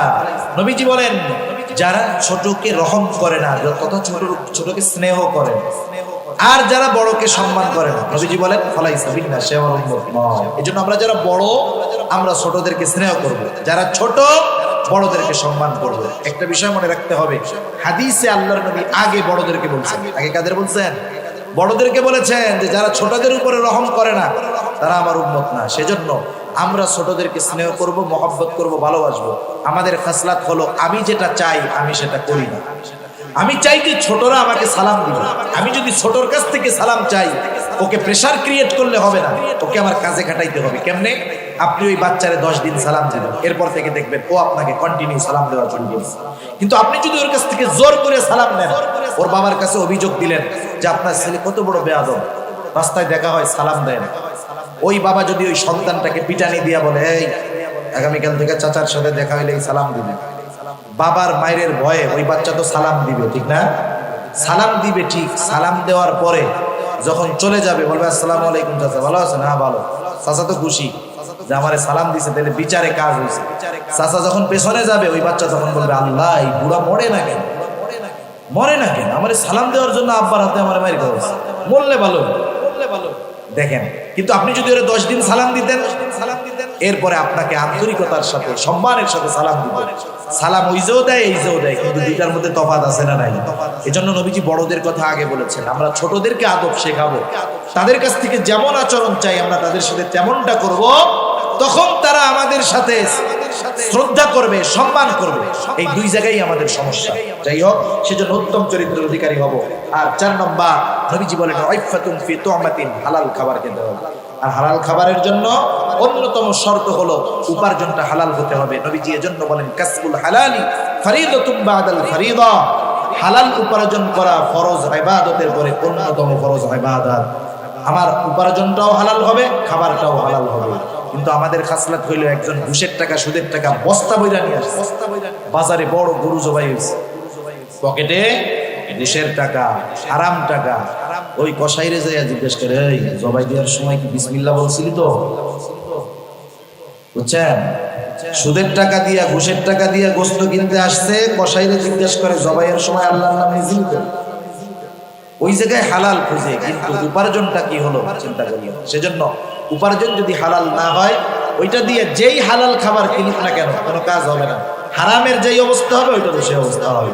এজন্য আমরা উপার্জন হালাল করব। আর একটা বিষয়, যারা ছোট পেশার মানুষ আছে, রিক্সা চালায়, দিন মজুর, ঝাড়ুদার, হালাল উপার্জন করে, এই মানুষগুলাকে পেশা নিয়ে তিরস্কার করব না। যেমন আমাদের অভ্যাসটা কি, মনে করেন একজন রিক্সাওয়ালা থাকলে কেউ মাইন্ড করবেন না, অনেকে ছোট মনে করে তাদের। সে যদি কোনো কথা বলে, আমরা তাকে যদি হিট করতে চাই, প্রথমে কি বলি? ওই রিক্সাওয়ালা বেটা থাম, ঠিক না? আমি তার পেশাটাকে আগে আনলাম। কিন্তু বলেন তো, কোন সচিবকে যদি আমি হুমকি দিতে যাইতাম, আমি আগে বলতাম ওই সচিব থাম, এটা বলতাম? বলতাম না। কারণ আমি ওর পেশা ছোট হয় ওটা দিয়ে তাকে আঘাত করার চেষ্টা করি। সাবধান, যে পেশা ছোট হোক না কেন, হালাল পেশা আল্লাহ তাআলার কাছে দামি। হালাল উপার্জন যারা করে, এদের পেশা যত ছোট হোক আমরা তাদেরকে তিরস্কার করবো না, নিজে হালাল উপার্জন করবো। এই 4টা জিনিস যদি থাকে, আমানতের হেফাজত, সত্য কথা, উত্তম চরিত্র, হালাল খাবার, নবীজি বলেন আর কোনো কিছু নাই, কোনো অসুবিধা নাই। মা ফাতাকা মিনাদ দুনিয়া, এই 4 জিনিস থাকার কারণে দুনিয়ার কোনো কিছু তার হাতছাড়া হবে না। আল্লাহ তাআলা আমাদের সবাইকে এই 4টি গুণ অর্জন করার তৌফিক দান করুন। সবাই বলি আমিন। ওয়া আখিরু দাওয়ানা আলহামদুলিল্লাহি রাব্বিল আলামিন। আসসালামু আলাইকুম ওয়া রাহমাতুল্লাহ।